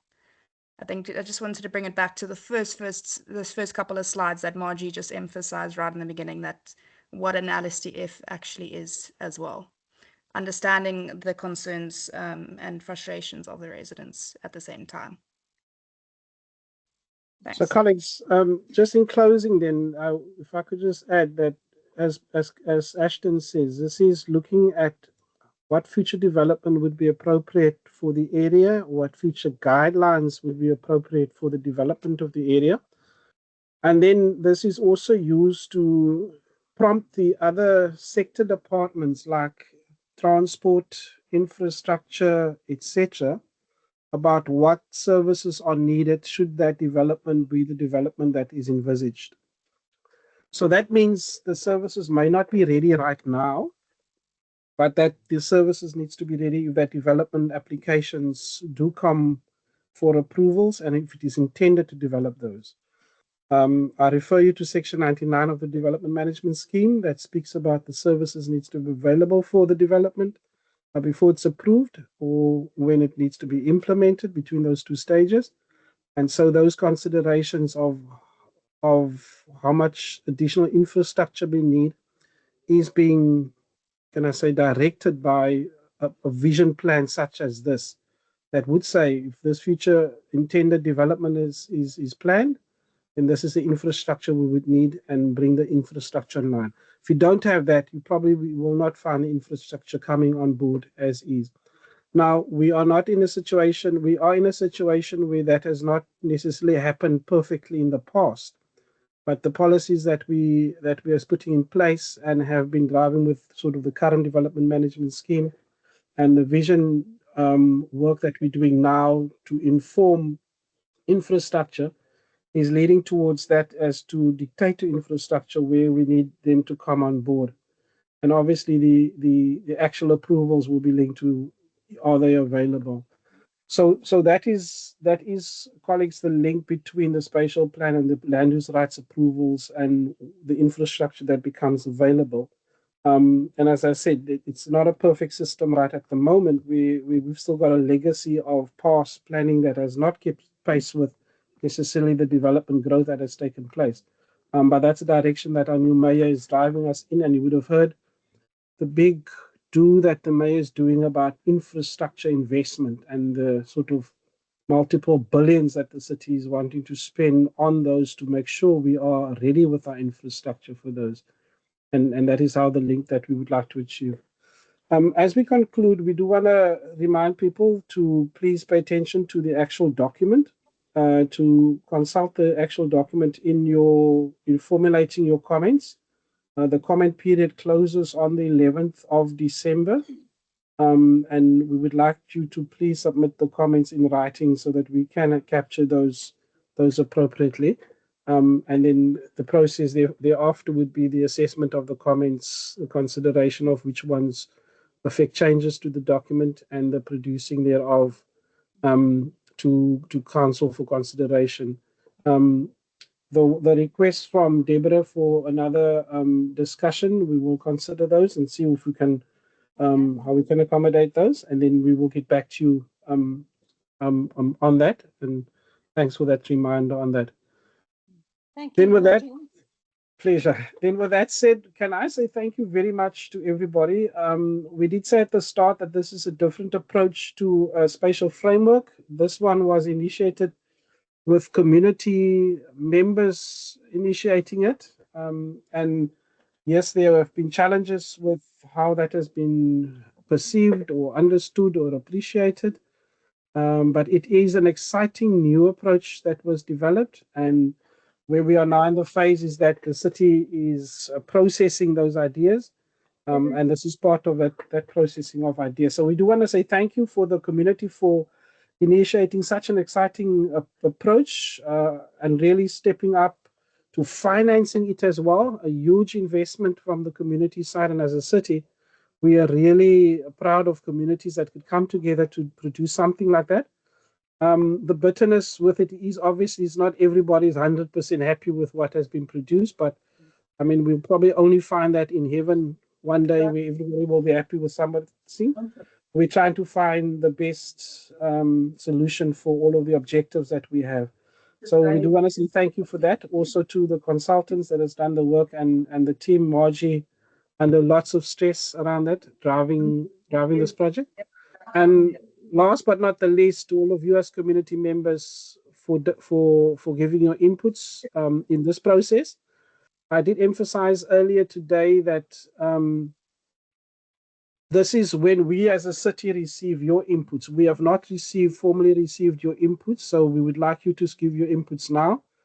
Previous inputs were made to the consultants and the BSA process, and they have either considered it, accepted it, made use of that or not. And now you are most welcome to give all your inputs. So if you've already submitted inputs and you feel it's not been addressed, you're welcome to give your considered inputs again. However, please have a look at the current proposals and the actual proposals so that we can have more appropriate responses from you based on the proposals. We have shared the links to the document, and also obviously the Have Your Say page on the city website is where you could make your submissions, and then it will be automatically received in a format that we can immediately use it. So please refrain from sending emails, rather submit it online that we can get those comments. With that said, thank you very much for your inputs tonight. I wish you all a good evening and a blessed rest of the day. Sorry, Nigel, were you going to give me that last comment, or was that out the window? Did you have another comment, Deborah? Yeah. Sorry, I thought you said you would give it this last comment. I just want to, in closing, say, when we originally had the meetings to discuss this community project, the big fear factor flag that was flown, which is why the residents have raised all this money, over R1 million has been spent on a plan that most are desperately unhappy with. The main factor that got people to put money, to take money and pay, was the fear of land invasion of Happy Valley growing. So as I understand it, if the plan for Happy Valley has not yet been resolved, we could well end up with a situation where a section of the land is allocated to subsidized housing And as I understand it, subsidized housing no longer includes services on that plot. So we would then be just growing the current, I don't want to call it squatter camp, but that housing that exists there already. And it could well become a problem for these low income earners who already, you know, are being sort of pushed into quite small units and in high density. So surely part of the plan before it gets approved needs to be, what are we doing with them? Are they going to stay? Because that's how we were convinced to buy into this project, the great fear of land invasion. So Deborah, if I can just respond to those. So what this plan does, the plan dictates or give guidance to the kind of development we would like to see in what areas, so that if any development comes on board, they need to follow the plan, the plan that eventually gets approved. When we say we have not, the question is what's going to happen to the people of Happy Valley. It means that the spatial framework does not dictate that, doesn't give guidance on that. That happens at the project level. And so the project level determines if there is a project for them on this site, or if there's maybe a project that they be allocated into a project elsewhere. That's not what the spatial framework can dictate for them. With the spatial framework, you also have the direction for the development so that it's not left without a vision, and people could all and sundry can then know what we're trying to achieve here. So one option could be that people of Happy Valley be accommodated in a built form on the site. And when you say subsidy doesn't come with services, that is not correct. That's probably the minimum that any subsidy scheme would do, is just services, and that's not what we envisage for here from our side at this stage. So the actual Happy Valley people and how they will be addressed, that is not part of this plan. That's part of the city's, would be part of a city slash owner response when the owner of the site is looking at the development of the site and how to deal with the people thereon. So that's what we mean when we say we do not have a direct response for that, where the people would be going. I hope that clarifies, but we can take that more offline if you're needing more information on that. Okay, thank you. I'd like to take it offline. Thank you. Sure. Everybody, thank you very much once again. Have a blessed evening, and thanks for your inputs tonight. Goodbye.